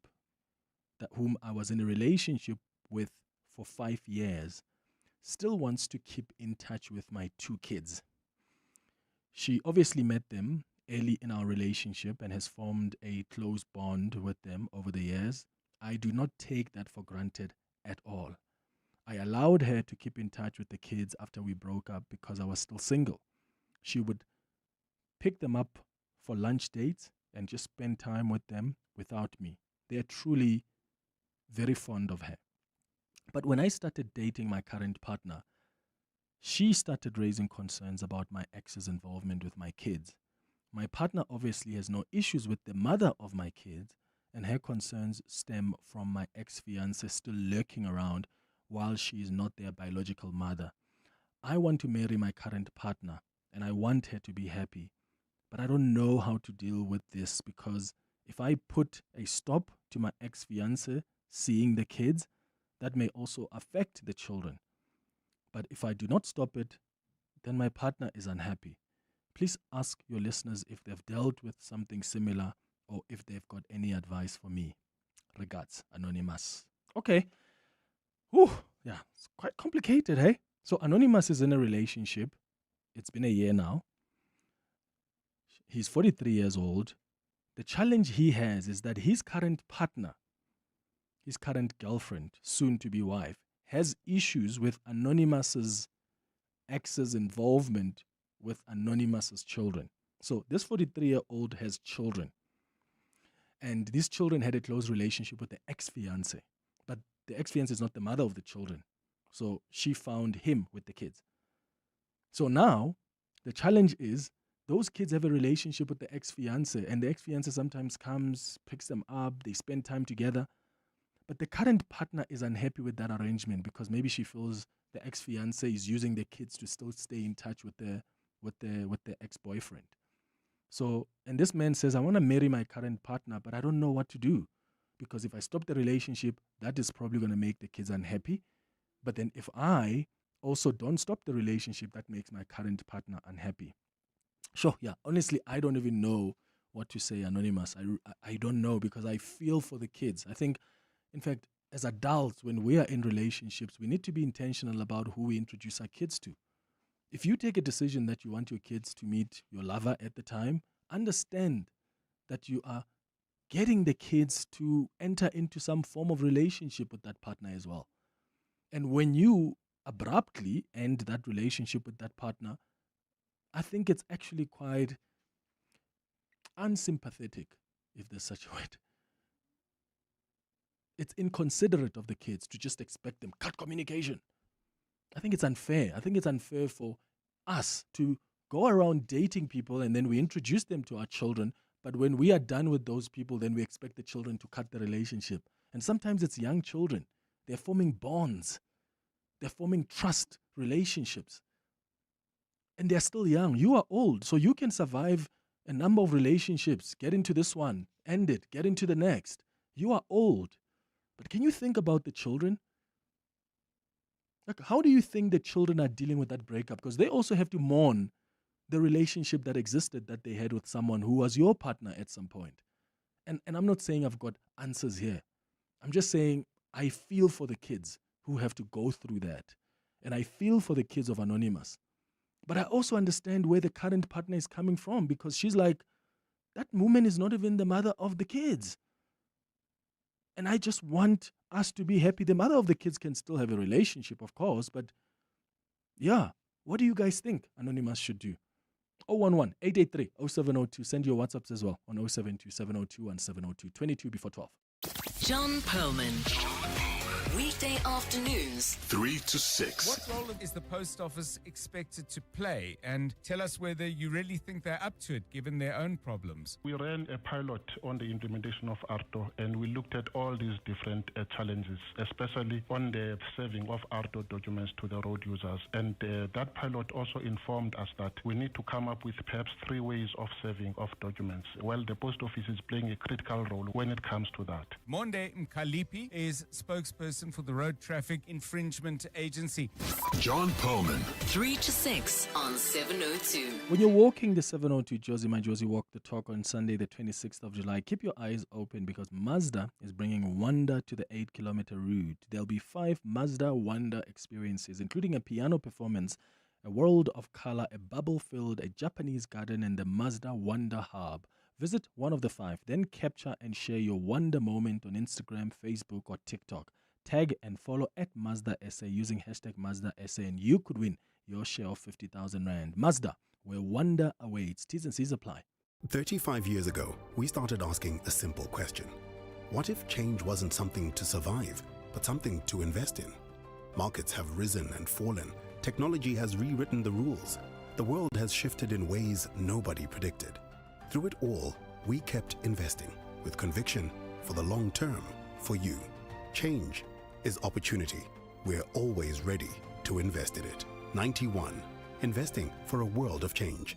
91 is an authorized FSP. Every family wants a city that works. Clean water when you open the tap, electricity that supports homes and businesses, waste collected on time, roads, parks, libraries, clinics and sports facilities that serve our communities. But these services need a strong financial foundation. That is why the City of Ekurhuleni is calling on all residents, households and businesses to do their part. Pay your municipal account, settle your arrears, or visit the city to make a payment arrangement. When we pay, the city can maintain services, fix infrastructure, and build stronger communities. Siyakhokha, siyathuthukha. When we pay, we grow. City of Ekurhuleni, a partnership that works. The pain of losing a loved one is never easy. It will leave you feeling overwhelmed. At Clientele, we understand that burying loved ones with dignity truly matters. Our funeral plans pay out cash within just 24 hours, and you receive 200 Rand airtime when you claim to make those important calls. Plus, we cover up to 13 people on one plan. SMS funeral to 31586. That's 31586. Clientele Life is an authorized FSP and licensed life insurer. T's and C's online. Standard rates apply. At the 702 Josie Majosi Walk the Talk, snap and share any one of 5 Mazda Wonder experiences using hashtag MazdaSA to stand a chance to win a share of 50,000 Rand. The Sharing Space On the Clement Manyathela Show. 702. 19 minutes before 12 o'clock. Ooh, we've got a letter from Anonymous, and he is in a conundrum. And honestly, for the first time ever, I really don't have advice for Anonymous. I really don't know. I think I would also be asking for advice because it's quite a tricky situation that he's stuck with. Let's hear what some of you have had to say on the WhatsApp line. Wow, Clement. Dumi from Pretoria. Anonymous is in a predicament, but easy to solve. Sometimes in relationships, you have to be selfish. His current partner sees an ex who's interfering in the relationship. So Anonymous should make it clear and speak with his ex-partner. Say, look, he appreciates her good intentions with the kids, but it's not working out for his relationships going forward. So Anonymous, your ex-fiancé needs to get a life and live her own life, and you move on with yours. Thank you. Hi, Clement. I think Anonymous should speak to the ex-partner and plead with her to distance herself from the children. The one who's gonna make things easier is the ex-partner. If she distances herself, she is no longer available to the children, then the children will get used to the new partner, or they will get used to the new life. So if the ex-partner being close with the children were for good intentions, she will understand that her relationship with the guy is over. Then the guy should move on. So for peace sake, she will distance herself. She will no longer be available. I think she should start building a relationship with the children wherever she is. Thank you. Hi, Clement. I think the only thing that the guy needs to do is to sit down with the kids and explain to the kids. That's the only way to solve this thing, because I hope the kids will understand. More than that, I don't think there's any other solution. Thank you. Clement, yes, even on a wider thing, man, this thing really annoys me. That's why I'm commenting this morning, because this thing even happens with family. The partner is no longer talking to the mother or the father-in-law, and that sort of nonsense in relationships. And then the kids can no longer visit. I mean, that's utter rubbish. I understand the context here is a little bit different, but those relationships exist. And my partner and I in the past have struggled to deal with this issue as well, where I said, listen, don't get the kids involved in your issues or my issues or whatever. They've got their own relationships.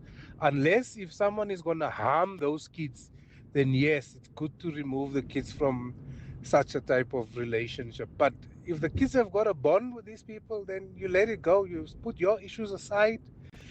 whether you had issues with your friends and whatever, and they've got relationships with your kids. Yeah. So yes, it's already a very selfish stance by the partner, I feel, in this instance, not considering the kids. That's my take. Thanks. Yeah, it is so tricky. It really is tricky. Like, because I'm just wondering, the ex-fiance, when she comes to pick up the kids, because sometimes people can want to show you that, oh, I know this house, or I know the schedules of the kids. They would come, maybe drop off the kids, and they enter their rooms and they're acting like they still have control over the house. And obviously that would affect the current partner. So what do you do? Because now you have to think about the interests of the child and the interest of your own partner. Hey, Stephen, you're in Centurion. I'm told you were once in this situation. Good morning. Yes, Mr. Manyathela. Hey, Tada.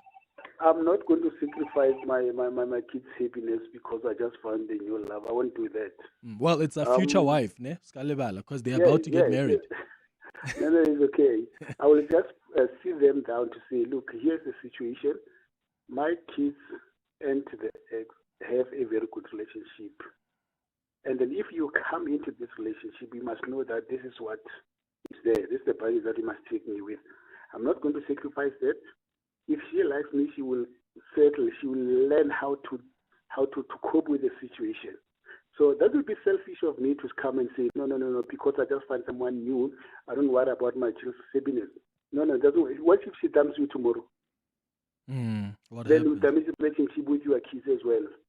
So that needs to be taken into consideration. Thanks, Clement. All right, Stephen, in Centurion, thank you so much for your call. So take the kids into consideration. Let's go to some more WhatsApps on 0727021702.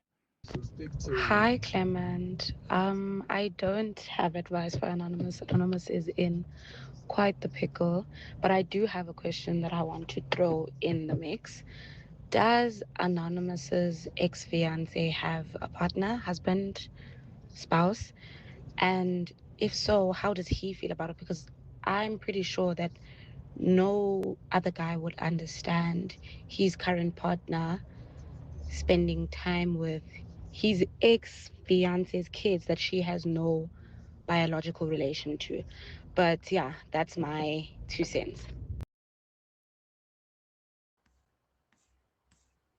Hi, good morning, Clement. Good morning, 702 Landers. This is a dilemma. I think the guy must just, cut off, the ex-fiance and try to focus on the new girlfriend so that there's no, drama or problems thereafter on, because I smell a rat here, because I think the ex is just using the kid, as a bargaining chip to worm my way back into the guy's, heart. So best thing for the guy is to cut her out, but to do it very politely, and then just try to focus on the new girlfriend. Problem solved. Please keep me anonymous. Well, thank you, Anonymous. Neo, you are in 4 ways. Hi. Good morning, Clement. It's Hada. Yes, I take it that Anonymous has spoken to the partner. And then once you have spoken to the partner, I've got one simple question. If I was the Anonymous, I'll ask my partner, do you trust me? If the answer is yes, there's no need to worry about this partner or my ex-partner of mine having access to my kids. Remember, kids are like, they are very small, they are still fragile. Let them grow grow out that relationship without you forcing it. Because the minute you start forcing it, it creates problems, it creates trauma to the kids. I see. So let the kids lead. Like if they grow out of that relationship, but don't be the one that cuts it. Yes. And Clement, I'm hoping that I'm warming myself to the show. Next time when you need advice like this, I can be on the part of the show. Okay, cool. Are you a relationship coach? No, I'm not. Oh, well, you've just proven yourself then, Neo.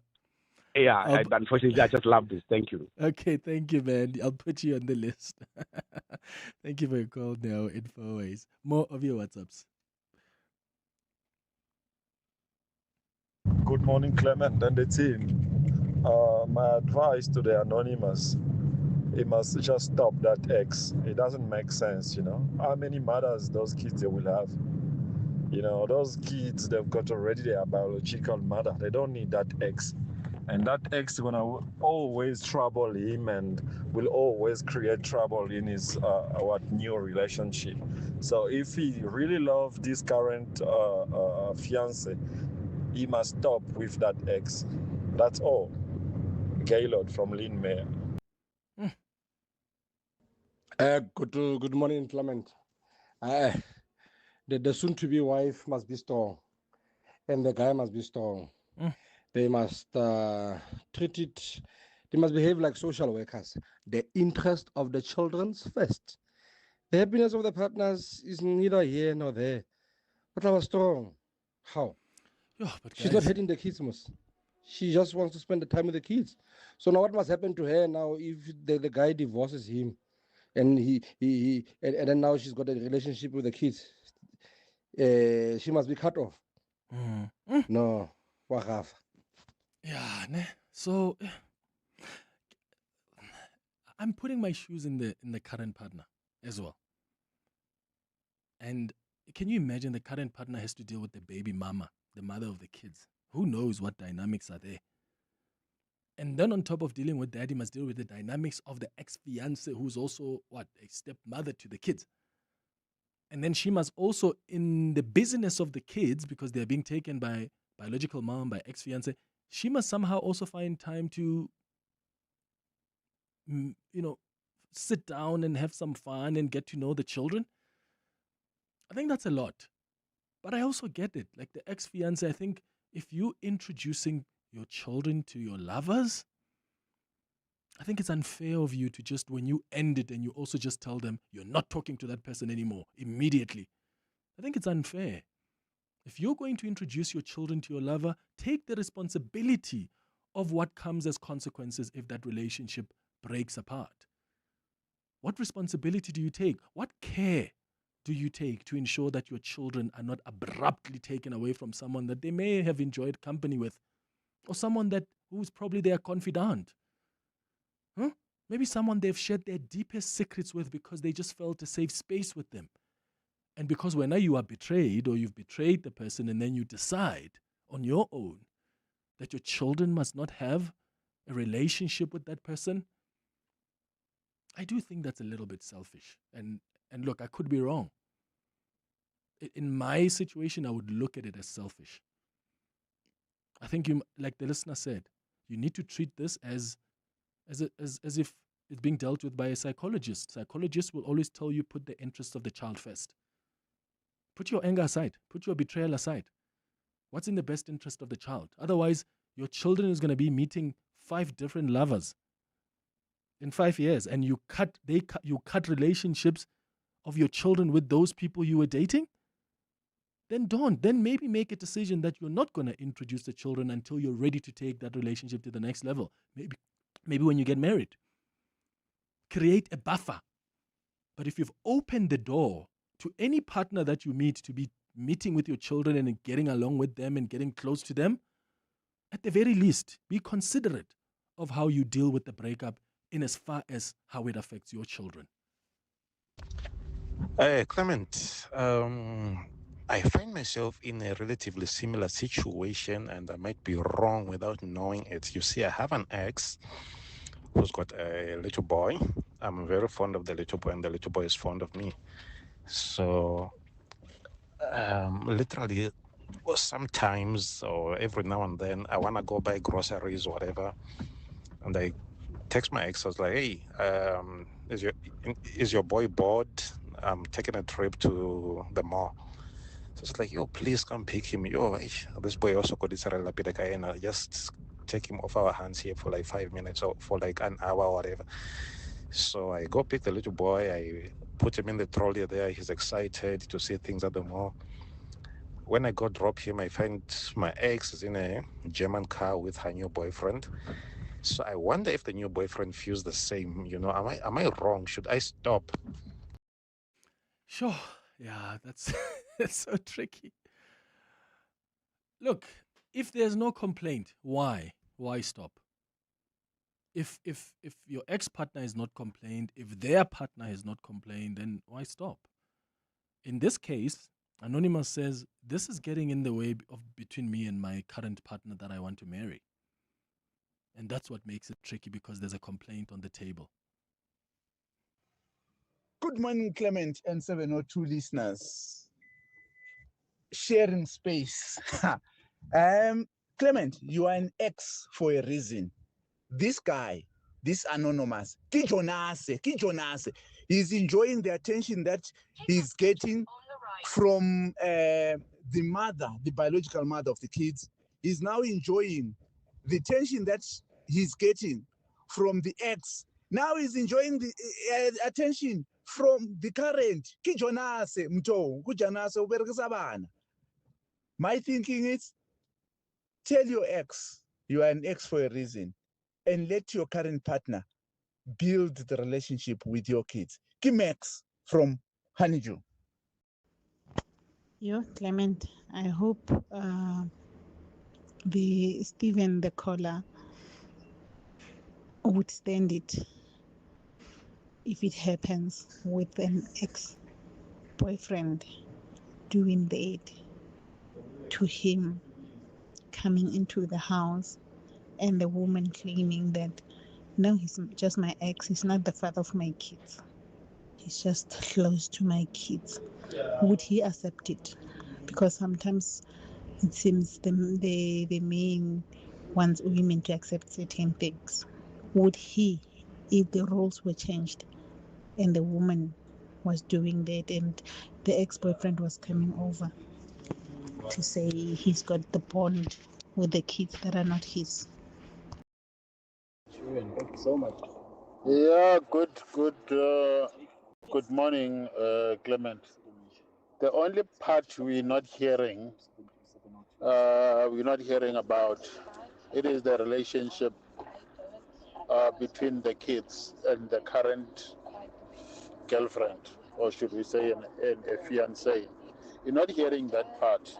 If they have a strong bond between the two of them, then yeah, maybe the ex should find a way of distancing herself from the kids. But yeah, if there is no relationship, then she has every right to stay around. MJ, Krugersdorp. What I love about this year's 702 Josie My Josie Walk the Talk is that we're going to be walking through the city where I have lived all my life. Joburg is still a magnificent city, and there's no better way to experience that than to walk its streets. You should take part in this year's Walk the Talk, because it's a chance to spend a day with a family that you've kind of been part of, but you've never met most of the people. Yes, Joburg has its problems. There's no doubt about that. The whole country has its problems, but boy, do we come up with solutions and new ideas every day. So let's walk, let's talk, let's see how we go. This year, I'm actually going to do the 15K walk. When I look at the routes, 15Ks gives me a chance to really take it all in and a chance to meet as many of you as possible. To enter the 702 Josie My Josie Walk the Talk, go to primemediaplus.com. Sign up and we'll see you there. They said you didn't belong. You backed yourself anyway, and you did it on tools that were built for you. Yoko changed that once, giving you access to payment when others turned you away. Today, they're going further. The tools that used to belong only to big business at a price built for small business. AI that understands your business and tells you what to do next. Loyalty that keeps your customers coming back automatically. One platform built for your reality. So, stop just running your business and get back to the reason you started it. Yoko, let's grow. Ready to go? No, can't. Your mother raised you. She can look after him for one day. But he's just a baby. He's 7. Just a baby. I've packed his favorite toy and blanket. Okay, Just grab his Hills food. Always. We know that you only want the best for your small dog, which is why Hills has developed expert, science-backed nutrition to meet the unique needs of small dogs and help them live their best lives across their longer lifespans. Hills Pet Nutrition. Science does more. Smart business moves save money. Switch to Outsurance Business Insurance and you could get a massive 20% discount on your business insurance premium. Here's Stephen from the Villa Rosa. I was with my previous insurer for 8 years and then I switched to Outsurance Business Insurance. I'm very happy with the premiums and switching was the best decision we ever made. Get a quote to switch and save today. Visit outsurance.co.za or call 0800 60,000. Licensed insurer and FSP. TCs and information online. Coming up next, the midday report with Mendy Wina. Mendy, how are you doing? Hey, Clem. What's Good. popping? So Faraz Khan's health in the spotlight at Madlanga Commission. He was due to be testifying there today. Obviously, he's in hospital with a gunshot wound. Kat Matlala's deal has been ditched by the magistrate. So they've put a counter deal on the table. He needs to go away and think about that. Nat Joints is having a briefing today following yesterday's protests. And then we'll speak about unemployment in South Africa, shedding jobs when we really need to be creating jobs. That's the midday report. Up next with Mendy Wina. Thanks for listening to the show, Vandag. Back tomorrow between 9 and 12. Have a beautiful day, my friends. Bye-bye. This is EWN. Good afternoon. I'm Bali Dlamini. Lawyers for embattled crime intelligence boss Feroz Khan have withdrawn his application for parts of his testimony to be heard in camera. Khan was scheduled to begin his testimony today, but was involved in a shooting incident on Sunday. His lawyers have told the commission that he is still unconscious in hospital and is in a critical condition. They've told commissioners who have poked holes in their submissions that they would need a supplementary affidavit from Khan, but can only get it once he is conscious again. But Commissioner Sesi Baloyi has interrogated this application. For you to say, well, I need to file another affidavit, and until then you can't hear this application, this in-camera application. It just doesn't work that way. Effectively, what you are seeking is you seek to hold the hand of the commission in abeyance until eventually you are able to consult and get instructions. The Pretoria Specialised Commercial Crimes Court has deviated from the plea and sentence agreement reached between the NPA and alleged underworld kingpin Vusumuzi Kat Matlala. Instead of the 8-year prison term, the court has proposed an effective 12-year sentence. This is connected to a 280 million rand tender which Matlala's company, Medicare Tshwane 24 District, scored with the SAPS.